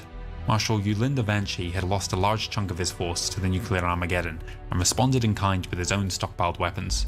At least 3 were fired on the SLDF units before their launch sites were located and neutralized. The last battle on McLeod's land happened in the run-up to Thanksgiving. The badly outnumbered Taurians decided to go out with a bang by detonating radiological devices, dooming themselves in the process, and even then fighting on in futility rather than dying to the agonizing deaths that they had unleashed on all those present. In the Magistracy of Canopus, 7th Corps, after taking the world of Wildwood, located the naval facility at Kate's Hold used by the last 2 Canopian warships, which they eliminated along with a refit station being used by the few remaining MAF units. The war here was very nearly over, but the Captain General was becoming increasingly distracted by reports coming from within the Inner Sphere regarding Shepperton's freebooters. Enough was enough for Marion, and she sent the Capellan Chancellor a clear warning. If she did not make an effort to track down and stop the renegades, she would take her 7th Corps and her Marek auxiliaries and take them straight to the Crystal Palace on Cyan in the name of the Star League. Suitably shamed, Ursula Liao no longer tolerated the half-hearted efforts of her intelligence agencies to trace the freebooters and demanded immediate results. A lot more was on the line than just the fate of the Andorian systems at this point. Unsurprisingly, they knew plenty about the rebels' upcoming actions and were there waiting for them when they next appeared, though their home base remained, at least for the moment, a mystery. Forlow's 4 remaining targets for 2587 were another litany of atrocities. New Ganymede was subjected to 4 weeks of bombardment before even being asked to surrender, then 2 more when they didn't, finally capitulating in August.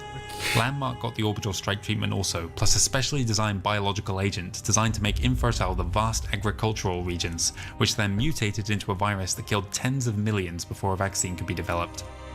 Third Corps used chemical weapons, nerve agents and nuclear strikes to subjugate Pinard, and the Taurians responded in kind as they did on Landmark. Highlight was handled somewhat more reservedly, in line with how Rance Davian had conquered Certain, though both... Dude, I better be hearing that people got executed after this. Like, this is just... I'm for the Imperium and this is bad, okay?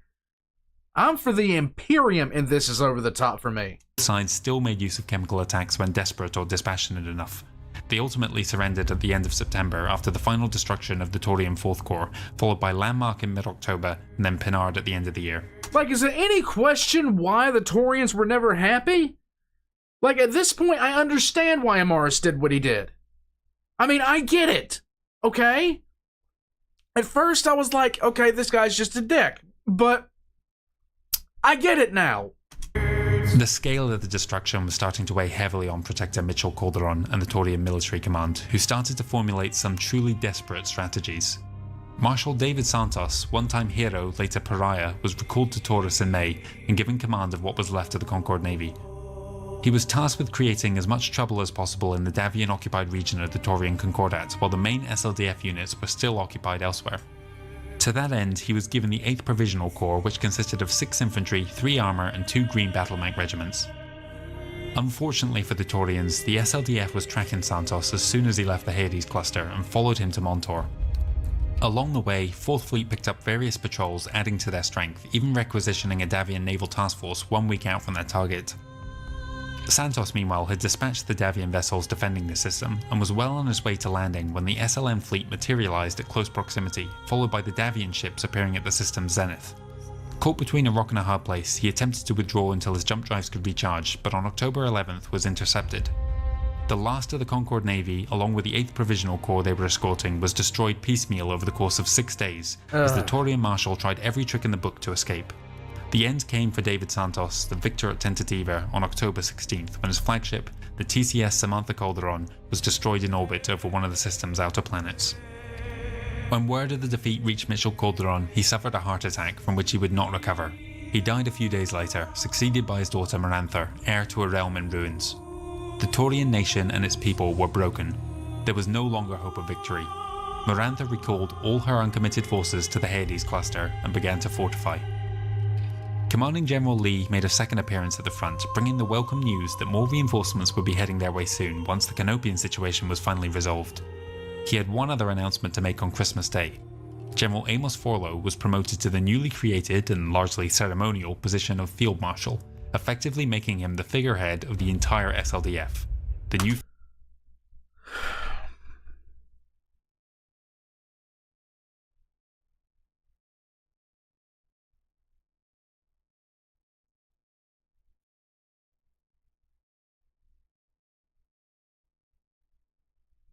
I got nothing.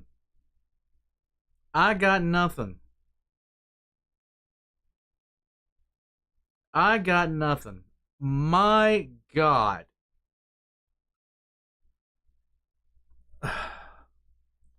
I know the Amaris War is deeper into the timeline, but like,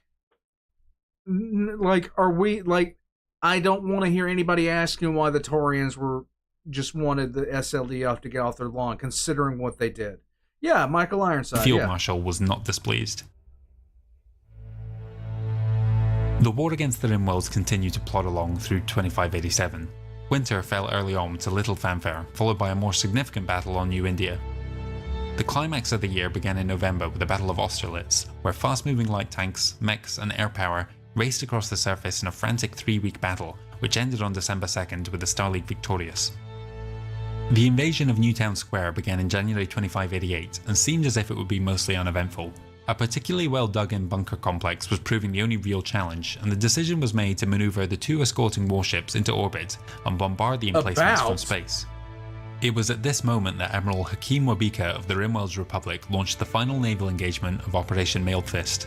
He arrived at the system's zenith with his fleet of 2 destroyers and 6 corvettes, and within the hour has succeeded in wiping out 19 SLN jump ships and another 24 dropships, along with 2 unfortunate infantry regiments who were relaxing on board. Oh yay! The 2 Starleague warships completed their firing mission and then raced towards the jump point at full speed, intending to catch the lighter vessels before they could recharge and depart.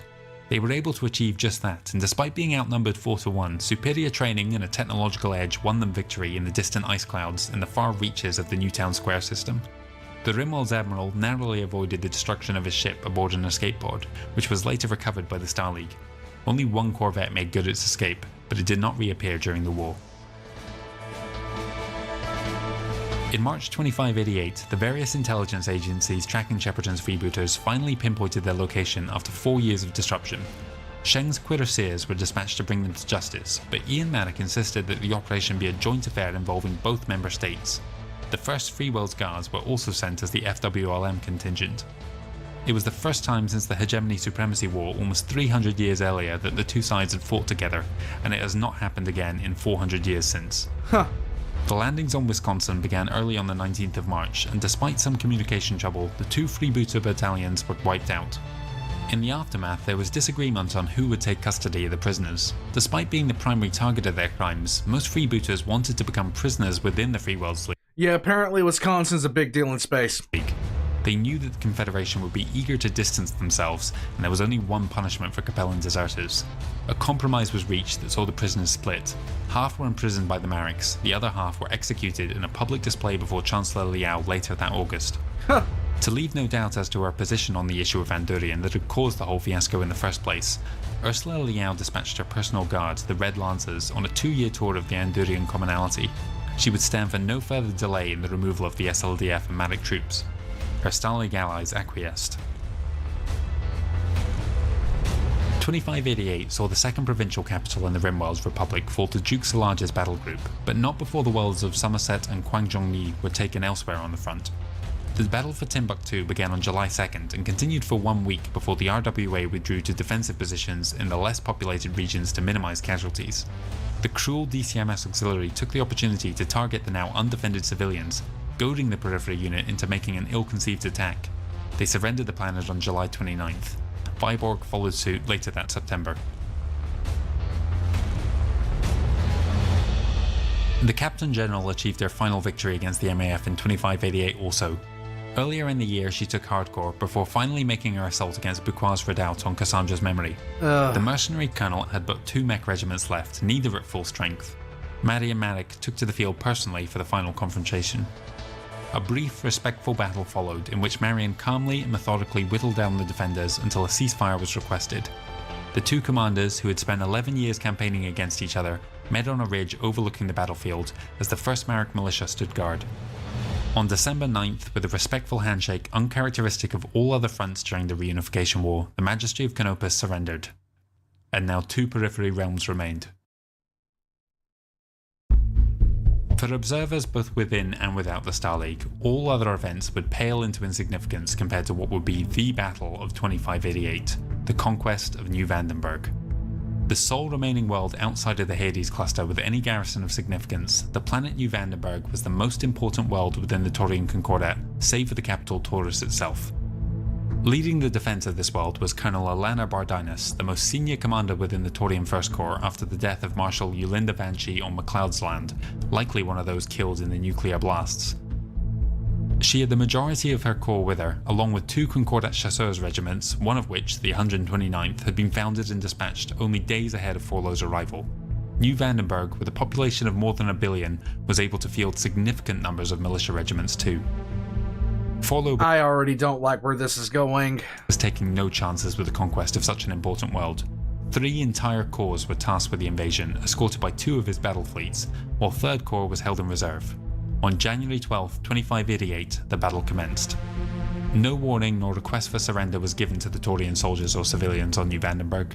Instead, the orbital bombardment began immediately and continued unabated for 40 days straight. Jesus. During this time, aerospace fighters ran constant bombing missions using incendiary explosives to set most of the planet ablaze.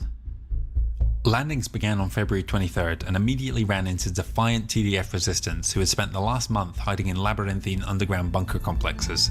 One of the main targets for the occupation was the colossal Vandenberg Miltech battlemech factory. Tasked with this objective was the entire First Corps. The assault on the facility, spearheaded by the 1st Royal Division, was pushed back after 12 hours of close quarters fighting. The 3rd Brigade HQ was almost overrun when retired TDF Brigadier Rook Esposito led a charge against them. The mech warrior. This is how the Imperium treats Xenos and heretics. This is how the Imperium treats them. Who was just shy of 90 years old, went out in a blaze of glory. Subsequent SLDF attacks over the next week failed to dislodge the determined defenders. Forlo eventually ran out of patience and ordered the complex leveled from orbit. On March 3rd, the Starleague General granted permission for the mass use of chemical weapons and nuclear strikes. The Taurians unleashed their own arsenals not long afterwards. Casualties began to soar into the millions. The northern continent, and what was left of it anyway, was mostly secure by end of March, but Forlo had to call in the 11th Corps from elsewhere on the front in order to push outward. New Vandenberg by this point resembled nothing so much as a meat grinder, and by May, the Davian Auxiliary Corps was there too, adding to the list of casualties. Fresh replacements were arriving in a steady stream from the inner sphere, but with little to no combat experience, their life expectancy on planet was measured in days or even hours. By mid-June, Forlo was close to committing his last reserve, the 3rd Corps, fully exposing himself to a Taurian counterattack elsewhere along the front. Imagine you unleash full-on nuclear bombardment, and you're still getting your shit ran. But he was given a last-minute reprieve by the arrival of the elite Davian Brigade of Guards, along with 5 attendant infantry regiments. Forlo's relief turned to rage when he discovered who was commanding this unit though. The newly promoted Major General Elias Pitcairn reintroduced himself to his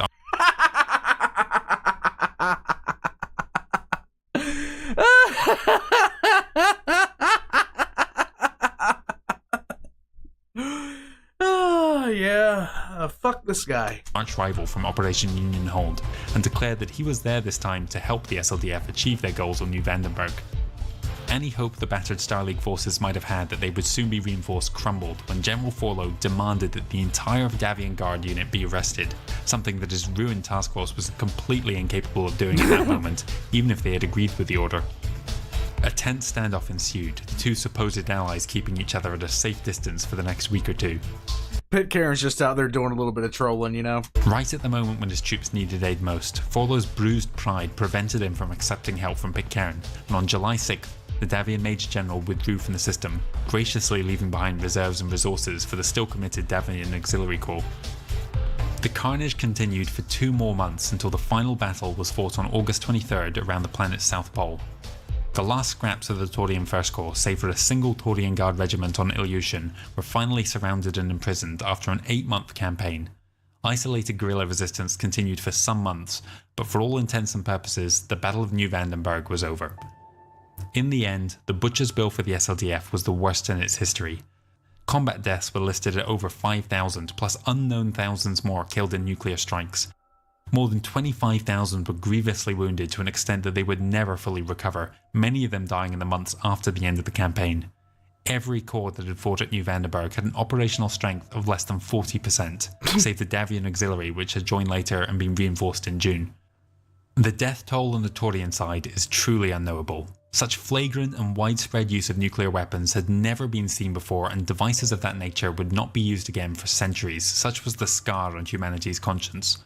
The once booming industrial world had been blasted into ruins, and there was nothing left on the surface worth anything to the survivors, most of whom were now starving and homeless.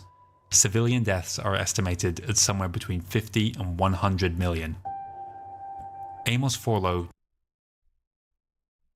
knew what was coming for him. The situation on New Vandenberg had spiraled so far out of control, the blame could not possibly be shifted onto another lesser general.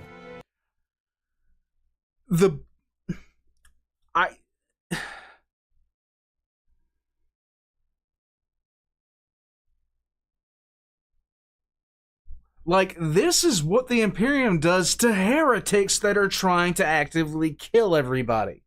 And Xenos that are trying to actively kill everybody. This is what the Imperium does to those groups, and this guy is sitting there doing it to people that don't want the SLDF to run their lives. Wow.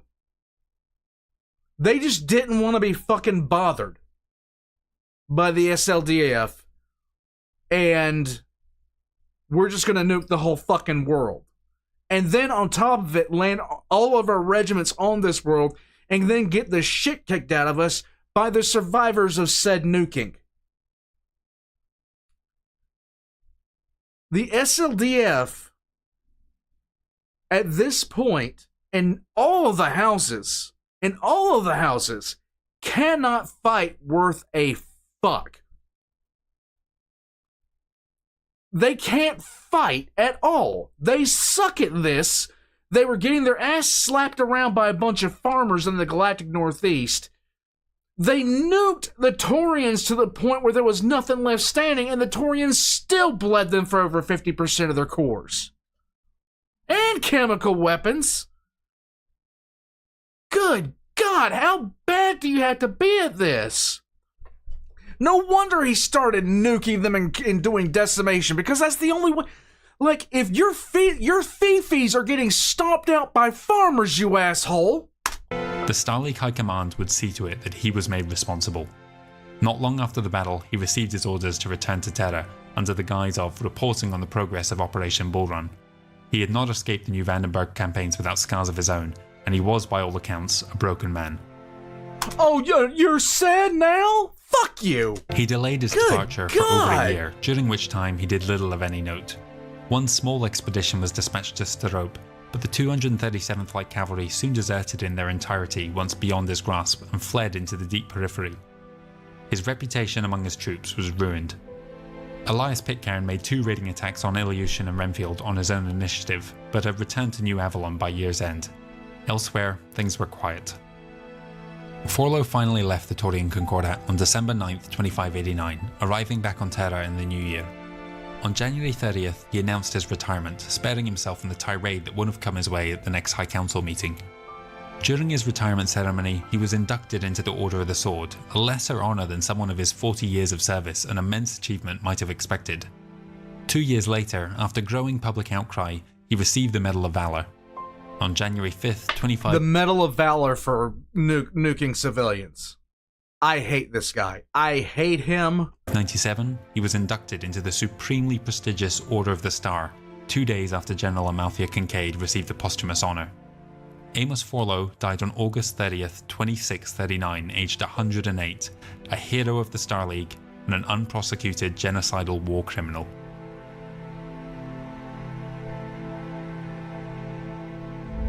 The Day of Rage. Throughout 2589, the Star League was still recoiling in horror at the loss of life on New Vandenberg. The Reunification War had been raging for over 12 years, more than twice the length of even the worst estimates from the war's planning stages. Everyone by this point was exhausted, but the end goal was in sight. The Outworlds Alliance and Majesty of Canopus had surrendered, and the Rimworlds Republic and Taurian Concordat had been pushed back to their capital worlds.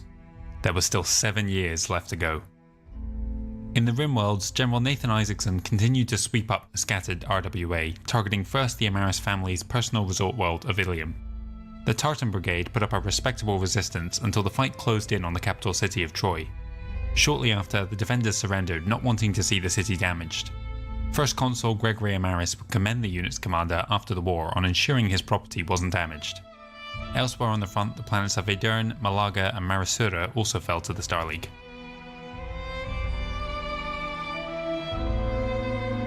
In the Taurian Concordat, Marantha Calderon was making the difficult decision to continue the war. She felt trapped by the fact that so many millions had already given up their lives in the name of freedom, but knew full well that she had no hope of victory. The TDF soldiered on regardless, raising 2 Hades Special Service regiments between 89 and 2590 that would specialise in fighting on the many interstellar bodies present. Okay, Chase, here's the deal, okay? You have the SLDF and the 5 houses. That's one side of this, okay? And then you have the periphery. Now, the periphery consists of the Rimworld's Republic, which is currently still fighting a civil war, and the Canopians, who have already surrendered, and the Outer Worlds Alliance, who have already surrendered. And then you have the Taurians. Now, the Taurians have been... they've been making the SLDF pay, even though the default position of the SLDF ever since, General grievously assholish wound up down there, his whole prerogative was, let's nuke it from orbit until nothing's standing, and then go down there and watch our entire force get its ass kicked by a... How? How is it possible? Yeah, they're fighting not to be vassals. No, Chase. This is the Inquisition wouldn't be this wasteful. The Inquisition wouldn't be this stupid. Present in Flanagan's Nebula. Shortly after, it's bad when I can say that something is actually worse than the Inquisition. The Inquisition wouldn't be this damned wasteful. And it damn sure wouldn't be this. It damn sure would, if they're gonna sit there and they're gonna bombard a planet, when the Imperium lands forces after that bombardment, there's no one left to resist. After General Forlow departed from the Taurian Concordat a year after his victory at New Vandenberg, his replacement, Lord Damien Anaga, General of the Starguard Corps, arrived to spend the holiday season with the remnants of the once mighty Task Force Taurus. A year of rest had allowed them to replace some of the vast losses suffered under Forlow, yes, but had done Chase. little to improve morale. He assumed command of the front on January 1st, 2590, and took stock of his situation. He knew that to win the war he would need to breach the Hades cluster, but also knew that such a fight had the potential to be as costly to the SLDF as New Vandenberg had been. This is just... I'm going to let this play out for a minute, but I just can't get over how just utterly... Like, the reason this kicked off is because Canopus... Rimworlds, the Rimworlds weren't exactly, that bent out of shape. It just wound up being Amaris got a civil war declared on them. The Outer Worlds Alliance and the Taurians, they just didn't want to be vassals. The Outer Worlds Alliance managed to hold up a force of Caretans for years, and they didn't even have an army before the war really kicked off against the Taurians. They didn't have a navy to speak of, so what the fuck are you doing? How are you fucking up this bad? How are you screwing up like this? In order to gain his many green recruits valuable experience, as well as to improve the overall mood of his army, he chose softer targets outside of Flanagan's Nebula that the TDF had all but abandoned. 3 planets presented themselves as fit for purpose: Yes! Desolate Plains, Brockway, and Medali. With his primary goal not to subjugate the populations, but to give his units experience, he moved 4 of the corps under his command to the worlds and cycled through the many divisions, giving each a short spell on the surface. To make such maneuvers possible, Ian Cameron had finally authorised the deployment of the elite Starguard Corps, within which was his son Nicholas, now serving as regimental colonel for the 10th Royal Cavalry. Only the 16th... Okay, I'm just gonna fucking say it now. Hermann von Straub would have done a better job of prosecuting this war than these assholes have. And that is the worst insult I can imagine. 64th Royal Brigade was retained as the First Lord's personal guard. The campaigns were slow but purposeful, the only notable event being the final defeat of the Taurian Third Corps, most of which had been destroyed back in Wexworth's day. The 3 planets fell in October, November, and December respectively. 2590 was a busy year for Operation Mailed Fist. The occupations of Herbania, Mara, Ormston, and Wotan were largely uneventful. It looked as if they would have similar luck when they landed on Gwynedd in April, but things soon turned ugly. The loyalist forces on the planet had welcomed the SLDF, but in so doing had turned the local populace against them. It took 11 months to finally quell the riots. The last 2 worlds in the Finnmark and Timbuktu provinces fell to the Marek and Steiner battle groups in the mid-year. Sluis was something of an anticlimax for Duke Salaj, whose arrival in May was accepted with indifference by the locals. Luanda, in contrast, had been caught in a civil war that predated the Reunification conflict by several years. None of the various factions were particularly interested in doing business with the Star League, but eventually a shaky peace was restored. All forces now redeployed for the push towards Apollo. The Taurian Concordat had but one stronghold left come 2591. Nothing of any significance existed beyond the borders of their homeworlds, and preparations were well underway to fortify them in every conceivable manner. The last Taurian battlemech unit, the 143rd Concordat Chasseurs, and the only war that's being prosecuted with any kind of intelligence is the one are the ones that Merrick has been in charge of up until the point where he started thinking with his dick. The Free Worlds League have actually done a fairly good job with Canopus and with what they've done to the RimWorld's periphery, and it hasn't been overtly horrible. But this is a damn mess. And what few warships that remained of their once grand navy were organised under Marshal Gisela Cardenas. Lord Damien Onaga was faced with a difficult decision.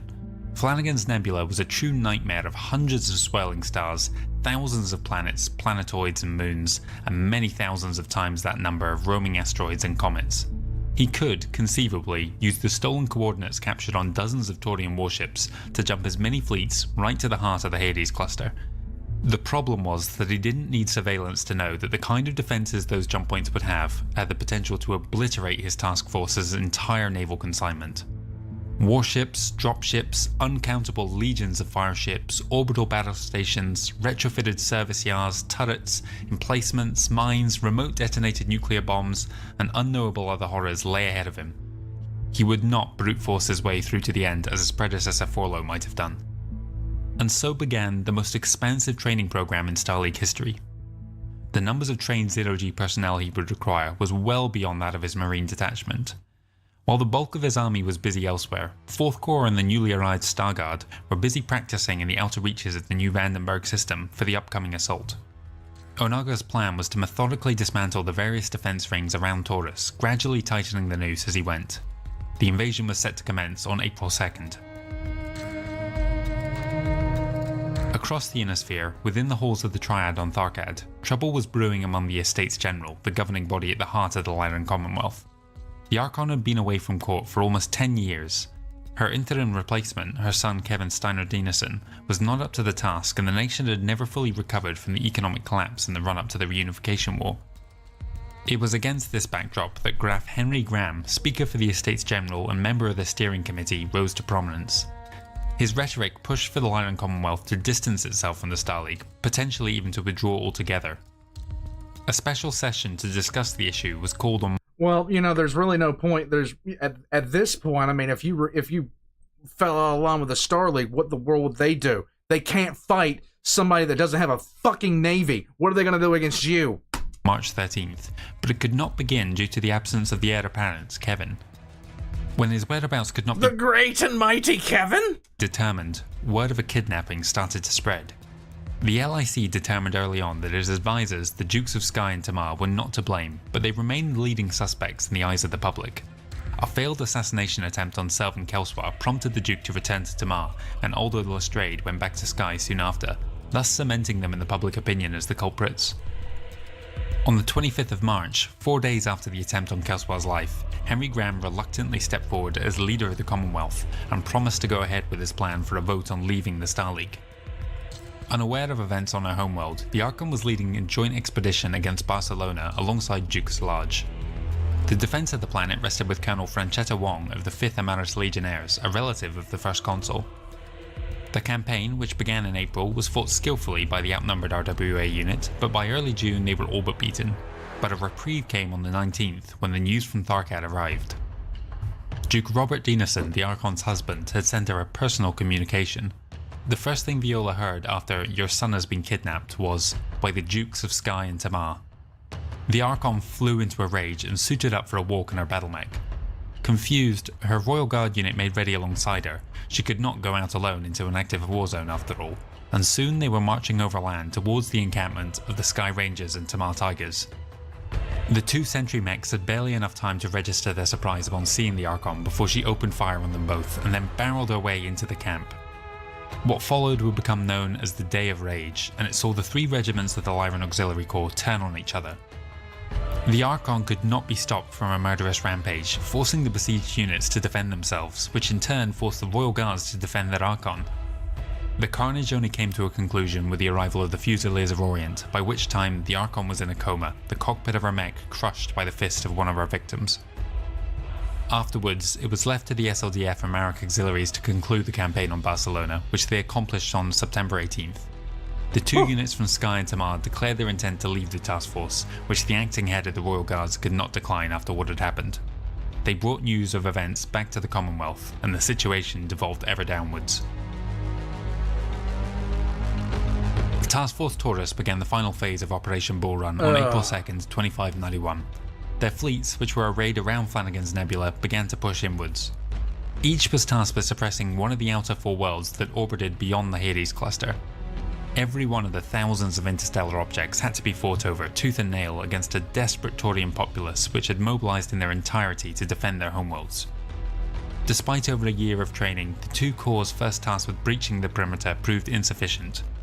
As few as 3 out of every 10 men and women could handle the mental challenge of sustained combat in a zero-G environment. The Taurians, by contrast, had a natural affinity for space combat and seemed to spend less time fighting the void, unlike the blundering SLDF who had to blast their way through the many asteroid fields. Don't worry. It wasn't uncommon for bits of space debris travelling thousands of kilometres an hour to kill soldiers, destroy shuttles, or even ships. By the end of the first year of the push towards Taurus, all other SLDF corps were training at New Vandenberg, soon to join the fray. Archon Viola Steiner Dinesen awoke from her coma in August, and by October had made up her mind to return to the political fold back on Tharkad. Around this time, word reached them of equally dire news from the Draconis Combine. On July 11th, the aging coordinator Heihiro Kurita had tripped, fallen, and fatally broken his neck. Did he trip over a rake? Because God knows the farmers gave him enough problems. His son Leonard now ruled in his stead. Unlike his father, Leonard did not care about the Reunification War, and his disinterest threatened to further weaken Isaacson's task force.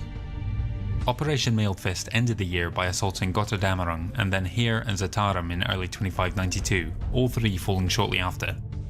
Any hopes for further progress were dashed when Leonard recalled the entire DCMS Auxiliary Corps, leaving Isaacson scrambling to find new garrisons for those worlds. January 15th was the day of the crucial vote on secession from the Star League for the Lyran Estates General. Months of delays by the pro-Star League group had bought enough time for the Archon to make it back from the front line. With such an important bill on the line, every member of the Estates General and their steering committee was present. What they didn't know is that by this time the LIC was fairly certain as to who was behind the kidnapping of the Archon designate. As word started to filter into the chambers that members of the Lyran Intelligence Corps and the 4th Royal Guards were surrounding the Triad, certain members began to make themselves scarce. Anyone who fled was captured and detained, among them the Speaker Henry Graham. LIC agents pursued him back to his offices and caught him accessing a hidden chamber within which they found an extremely malnourished and ill Kevin Steiner Dinesen. As Graham was escorted out, the Archon approached in her still damaged Warhammer. She would never repair the mech's arm, nor get a prosthetic for her own lost limb. Graham stood defiantly as Viola passed summary judgment, raised her mech's leg, and crushed him underfoot. In the aftermath... Well, you play stupid games, you win stupid prizes. All the conspirators were identified by Kevin, and the Archon disbanded the Estates General in perpetuity. There we go. Questions remained as to whether everyone behind the plot to leave the Star League had been arrested. The Archon's own husband, Patriarch for House Dinesen, had been implicated, but Viola had suspended the investigation prematurely, content to let sleeping dogs lie. Okay. Back on the front line, once Isaacson had resolved the issues created by the sudden departure of more than 20% of his force, he was ready to press on. 2593 would see the capture of Kruvder and Lakov by the SLDF, plus Toland to the last remaining auxiliary corps, the Manics. Operations on the Taurian front were ramping up in 93. Onaga had now committed 5 of the SLDF corps to the assault on Flanagan's Nebula, all save for the 3rd Corps who had begun their training a year later than the rest. Even the Davian Auxiliary was getting in on the action, though they struggled to match their Star League counterparts, let alone the Taurian defenders. The fleet had succeeded in subjugating the worlds just outside the Hades cluster, though no landings were ever attempted. Now they assisted in the continued push towards the heart of the nebula, all the while facing a stream of dropships and fireships boosting out to meet them. By the end of the year, the first line of defences had been overcome. The most formidable of these had been the Outland Gamma battle station, which had to be destroyed. Onaga had attempted to construct his own space station as a way of providing his exhausted troops a place to relax in an environment with artificial gravity. His troops were beginning to suffer the effects of extended periods in space and were overflowing the fleet's gravity decks. The Taurians would not give them respite, however, and hurled asteroids and nukes at the construction sites until the effort was abandoned. Oh, it couldn't happen to a group of nicer people at this point, I think. 2594 saw 3rd Corps joining their comrades on their expedition into the Hades cluster, but progress on the next line of defences was no faster, Taurian defence no less determined. Onaga took to rotating his units through cycles of 3 months fighting in space, followed by 6 months back on a world with gravity to recuperate. Even still, of those men and women who had proven themselves capable of tolerating the stresses of zero-G combat, somewhere between 40 to 50% would become casualties over the next 2 years of fighting. Things were moving towards a conclusion in the Rimworld's Republic as well. In 94, Isaacson took Anywhere and Bataraiji while Salaj occupied Benzinger. Apart from the capital, by year's end there were only 5 planets left. 2595 began with landings on Krelkor and Jatmin Boru. Steelton fell during the summer and Terran's World later that year. The penultimate conquest of Operation Mailed Fist was the capture of Vulture's Nest in early 96. Only Apollo was left.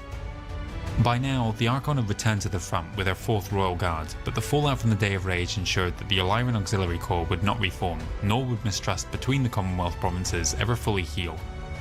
In many ways, General Isaacson would have been happier if she'd stayed away. Relations between the Archon and the Prince of Regulus were rocky at best and outright hostile the rest of the time. For the conquest of Apollo, each of the former battle groups would take on one area of responsibility. Viola Steiner Dinesen, as one of the Council Lords, had the honour of leading the assault against the Rim Provisional Government headquarters, much to the displeasure of Salaj, who was given the lesser task of rescuing Amaris. The first consul had been under siege in his compound for over 2 decades by this point. What his reaction would be to the Stalig's late arrival wasn't clear. Isaacson chose to remain out of the fight altogether, observing and providing assistance from his orbiting fleet. Both ground operations began concurrently on March 21st. The Marek Auxiliary soon swept their way through the besieging Rift Republican forces and reached Amaris' compound. When the Rimworld's consul came out to meet his rescuer, he was not in the least bit thankful and treated Duke Narinda Salaj as an inferior, despite the fact that Gregory Amaris was somewhat of an irrelevance on the galactic scene compared to the extraordinarily powerful Prince of Regulus. Archon Viola was having a tougher time of things, battling her way through the perimeter defences towards the city of Terra Prime, where the Rim Provisional Government had made their headquarters. By the 3rd day she had reached the outskirts, but was outnumbered by the 2 regiments of RRA forces within. Only with the arrival of the Marek Auxiliary Corps and the liberated Loyalist forces did she now have the strength to win the battle. However, the defenders were heavily fortified, and breaching those defences would be extremely costly in both machinery and manpower. On the 24th, she led a small detachment of her Royal Guards on a vulnerable patrol around the city, making sure her distinctive armless mech was well visible. The rebel units took the bait and charged out to engage the enemy commander. Unfortunately for the Archon, aid was slow in coming from the rest of her forces, and soon she was fighting for her life. By the time help reached her, there was almost nothing left of the 2 diversionary companies. The Archon was extracted from the wreckage of her Warhammer, but her wounds were serious. Immediately, she was lifted off-world and transported back to Tharkad. Viola Steiner Dinesen died on April 28th, 1 day after arriving home. Her son Kevin was sworn in as the Lyran Commonwealth's 11th Archon soon after. Back on Apollo, General Nathan Isaacson descended from orbit and took control of the siege. The fortifications of Terra Prime were no less formidable, but he would not be as reckless as Viola. Over the next 5 months, he whittled down the defences until on September 3rd, the Rim Provisional Government surrendered. One of those killed during the siege, though the exact date is lost to history, was Catherine Dormax, whose actions in 2575 had begun the Civil War. She was one of the few moderates to have survived the many purges and coups that had characterised the RPG. Ultimately, her dream of a nation not controlled by a bloodthirsty tyrant proved fruitless, as control of the Rimworld's Republic passed back to First Consul Gregory Amaris. As Task Force Taurus entered 2596, Lord Damien Onaga began the process of transitioning his army back into ground fighters in preparation of what he assumed would be the bloodiest fight yet on Taurus. By August, all the outer lines of defences had crumbled, and now only the Hades cluster was left. The 4 worlds within the cluster were all that remained to the Taurian Concordat, plus a handful that had been passed over beyond Flanagan's Nebula that by this point were well beyond reach. Defending the Hades was the Taurian Guard Corps with 7 battlement regiments at its disposal. However, these units had seen regular combat over the last 5 years, and none were at full strength. Protector Calderon weighed what was left of our Taurian defense force against the approaching Star League juggernaut.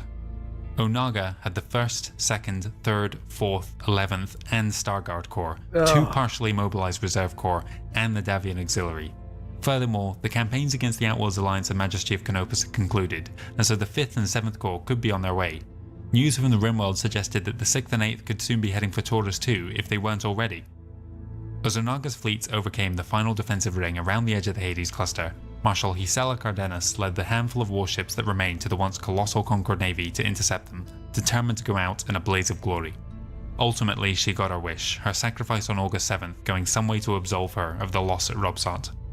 On September 22nd, the first Star League warships descended into orbit around the Taurian capital, and Marantha Calderon took the one logical option left available to her. She transmitted the Taurian Concordat's surrender. The Protector was still reasonably young, her people had been at war for most of her life. Though her decision to surrender had spared millions of lives which the Star League had shown no qualms about extinguishing, she felt a betrayer to all those who had already died. At sunrise the next morning, she took her own life. Her body was hurriedly cremated, and her ashes scattered into space to keep them eternally out of the clutches of the Star League. The Reunification War was over, and 100 million were dead. The Reunification War, the Star League's crusade to unite all of humanity under one banner, finally came to a close on September 22, 2596, with the surrender of the last periphery holdout, the Taurian Concordat. It was the most bloody conflict in human history, surpassing the Second World War, which had held that distinction for over 600 years. But by 2596, 2 of the ISB realms had already been living under Star League occupation for the better part of a decade.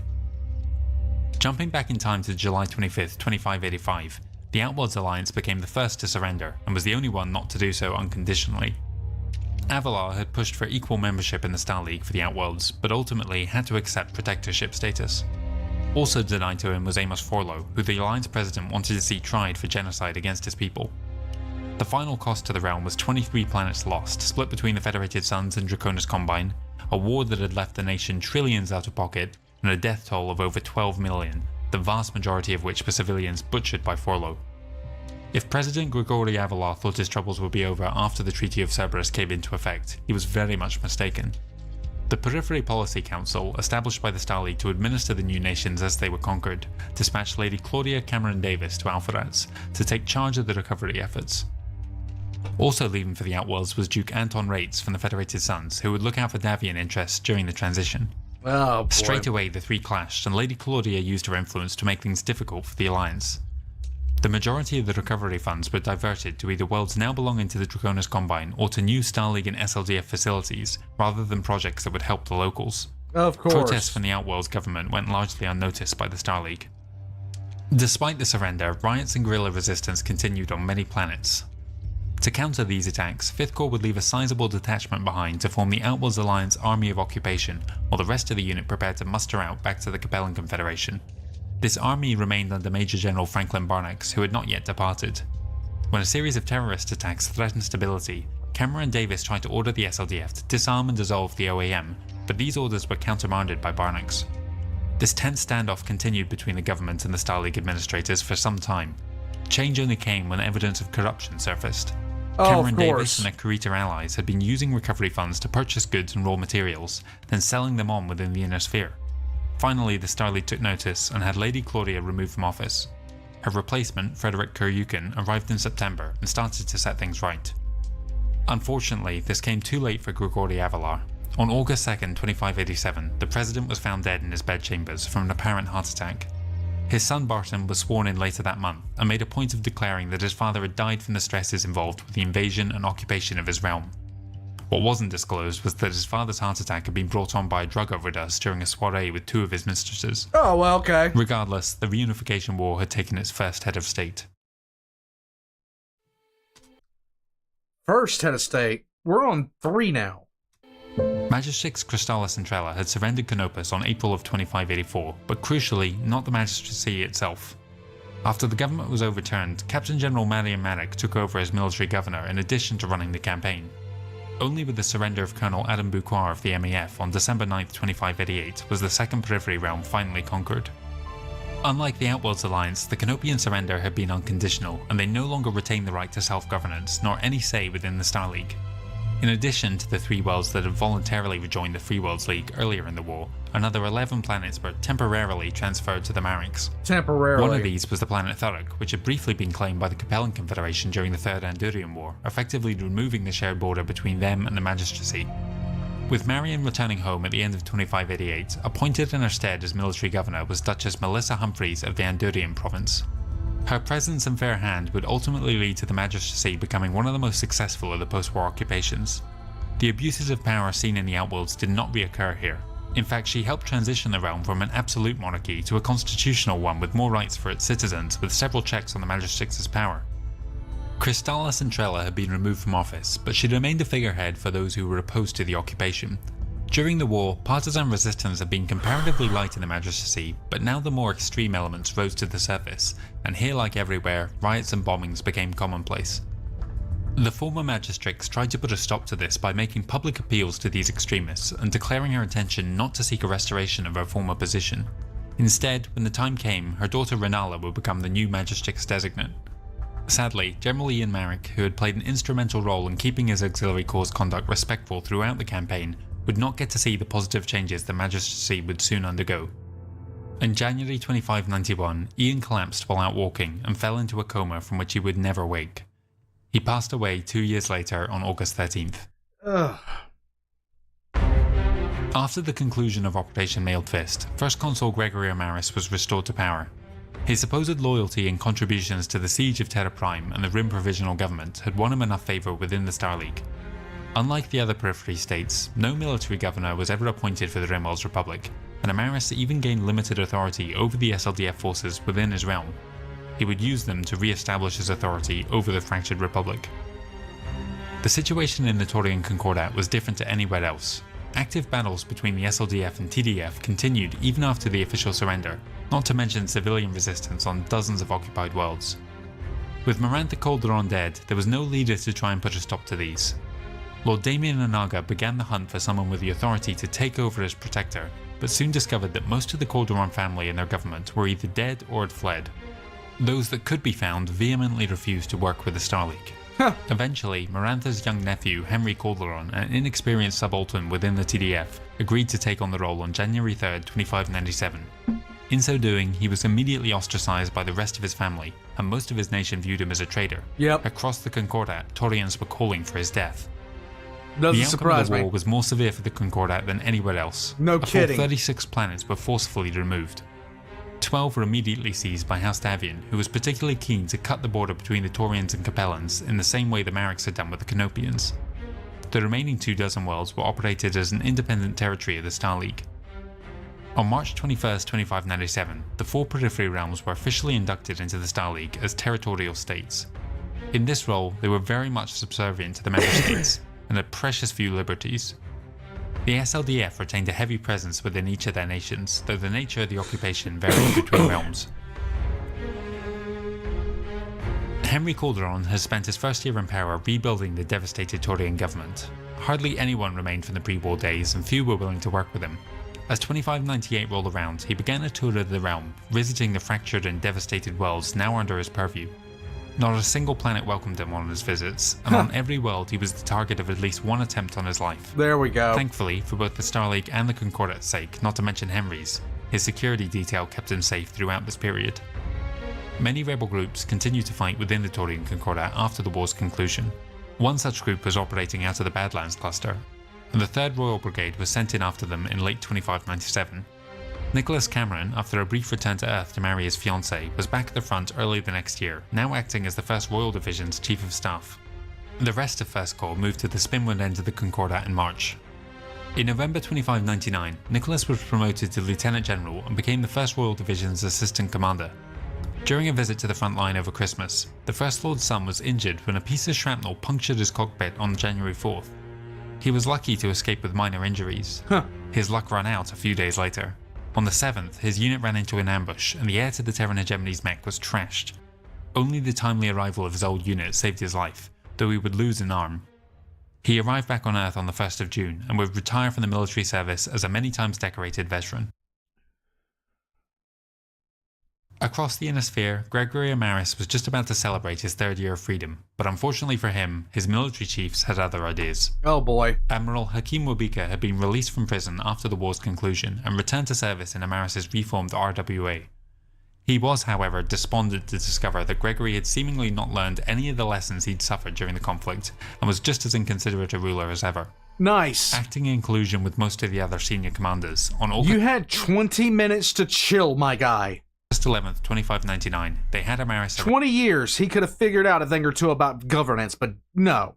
arrested and executed. In his place, they propped up his son Richard as a puppet. Behind the scenes, though, it was Wabika and his aide, General Samuel Macau, former 7th Dragoons commander, that ran the show. Barton Avalor has slowly subsumed responsibilities from Frederick Kuryukin since becoming the Outworld's president back in '87. However well-intentioned his policies might have been, his efforts to pit Kurita and Davian interest against each other for his own gain was about to come back to bite him. The Draconis industrialist orchestrated a bloodless coup and replaced Barton with his younger brother Rodrigo Avalor. His backers were shocked when, rather than show his gratitude, Rodrigo turned to the Star League and saw to it that those merchants were thrown out of the alliance altogether for interfering with the government of an independent nation. Nice.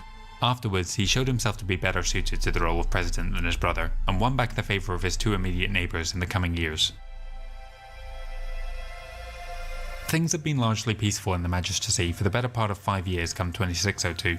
The last gasp of rebellion had come in 97 with the attempted kidnapping of Marian's great-granddaughter, Rianne Marek, along with Renala Centrala's daughter Carla.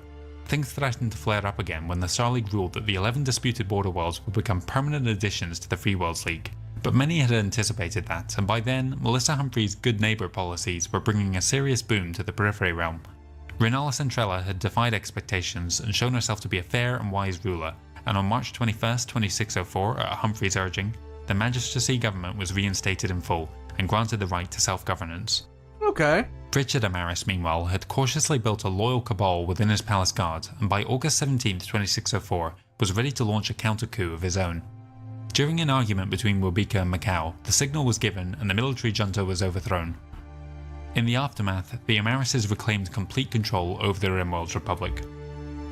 After a decade as the Taurian Concordat's protector, Henry Calderon had managed to win a begrudging respect from his people. He did this by showing himself not to be a Star League catspaw, routinely standing up to Lord Damien Onaga and his later replacement Garth Quinteros. Over time, he made repeated proposals to the First Lord that Ian Cameron took him up on, and gradually, the Taurians won back their freedoms. In October 2605, the SLDF's Army of Occupation completed the year-long process of pulling out of the Concordat. On December 7th, 2607, after over a decade of outside occupation, the 4 Periphery realms were inducted into the Star League as associate members. In this role, they would regain the right to self-governance, those who hadn't already, and had the privilege of a seat on the High Council. What they lacked, however, was the right to cast a vote during those meetings. Voting would remain exclusive to the founding member states. It could be argued that it was this decision that would ultimately lead to the Star League's downfall some 200 years later. And with that, the last chapter of the bloodiest era in human history came to a close. Ahead of them was the good years of the 27th century, where the Star League rose to become the apex of human civilization. The League during this time defied the Doubters and was able to live up to the heady promises that had been made at its inception. Even the Periphery realms would come to benefit and in time respect the Cameron line, though they would always remember and honour those killed during the war. It is a great tragedy that so few of those who suffered through the Reunification War would live to see the Golden Century.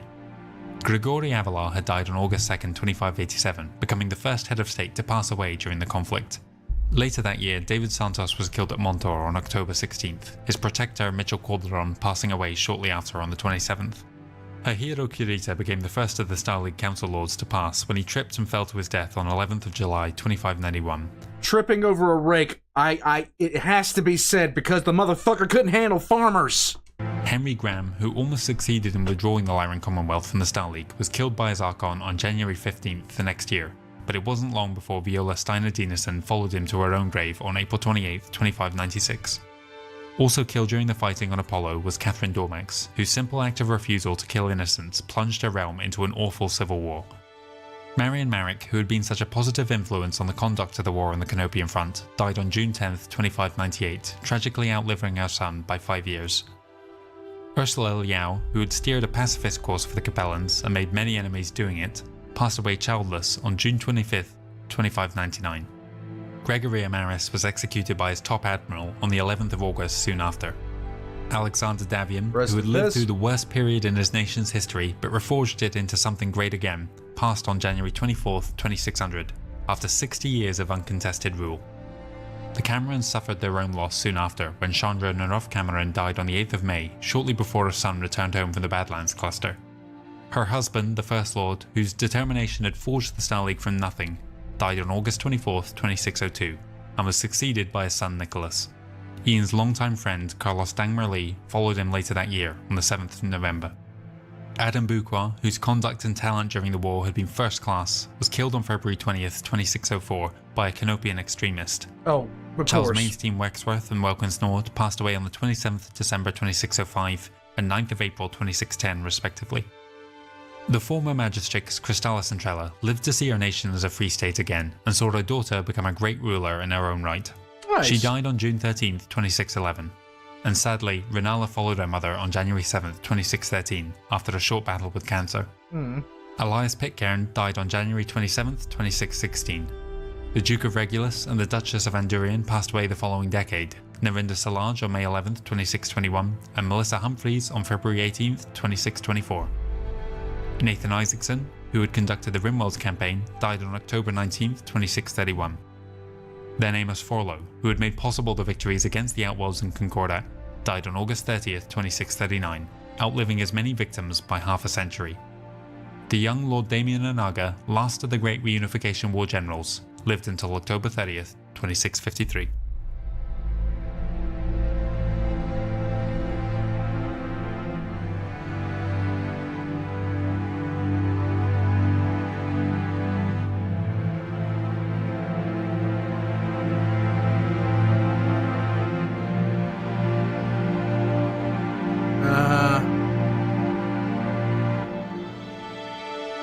Pay special attention to these two.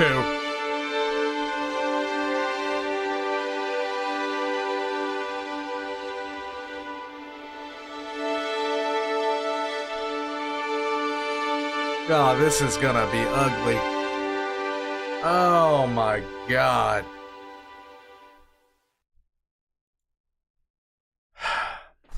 So, to sum it up, let's sum all this up into a bow.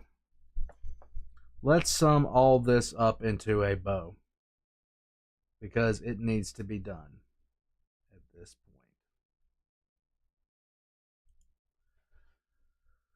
point. Because I can't believe how shit this was.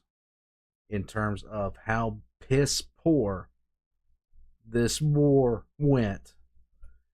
Just on so many different levels, this war was the most mismanaged pile of shit I've ever seen before, period. First things first. Now, on the Galactic West, you had Merrick and you had the Rage and Commonwealth, the Steiners.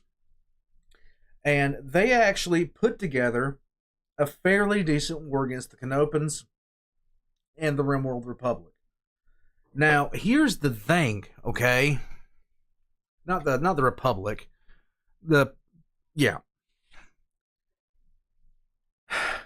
Like, this is what blows my mind about this. I couldn't fight in this war and feel good about it. There will be no way to fight in this war and actually feel good about it. Because of the extreme disparity in terms of forces.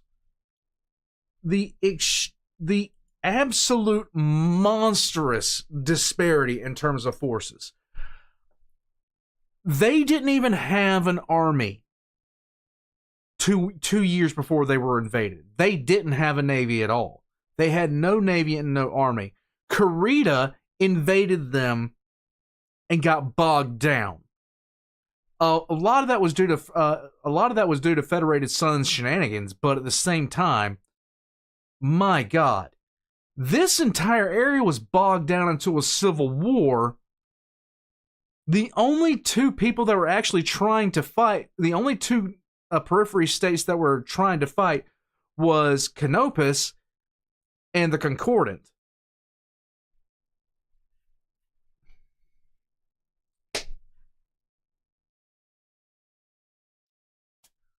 Herman von Straub could have ran this better. Because I've been saying what I do the entire time. You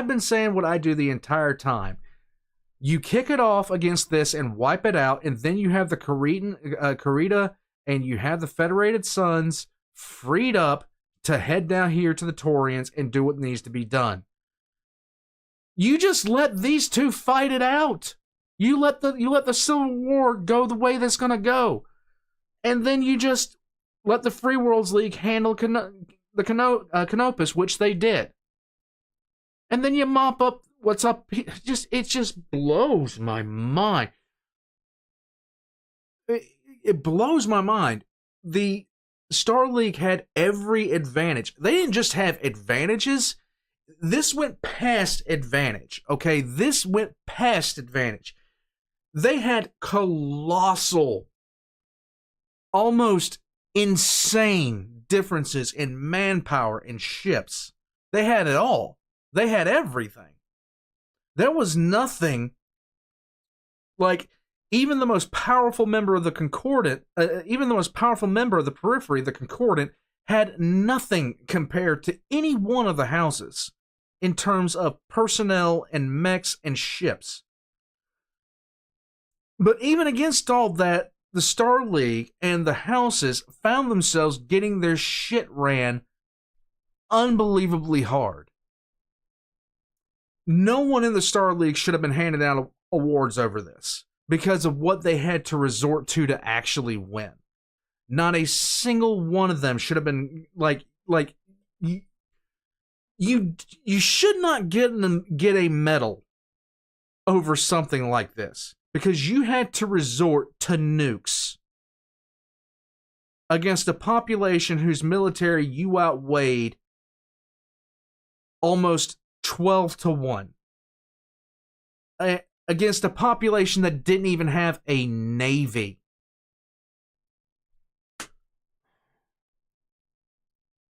I mean,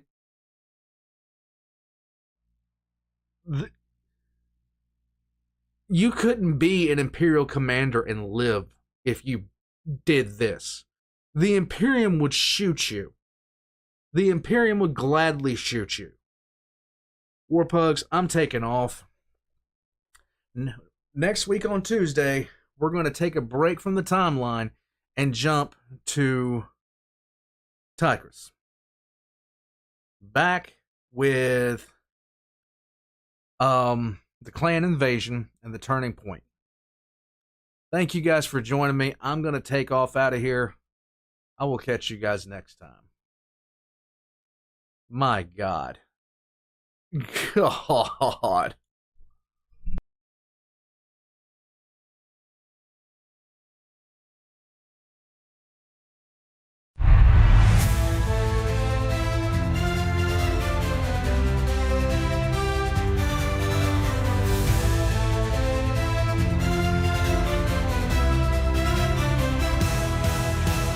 Warpugs march to the sound of thunder. Taurian banners raised high asunder. Steel on steel, you hear the echoes roar. Good times rhymes with war crimes evermore. Get off our lawn, Starling scum, we stand as one. You'd better run, paws of fury, hearts ablaze. Warpugs thunder through the haze.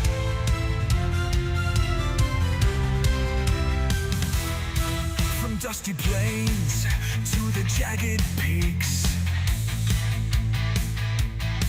we guard our home through fire and sleet. No Concordat will kneel or bow. Our cause is just, our time is now. Get off our lawn, Starling scum, we stand as one. You'd better run, paws of fury, hearts ablaze. Warpugs thunder through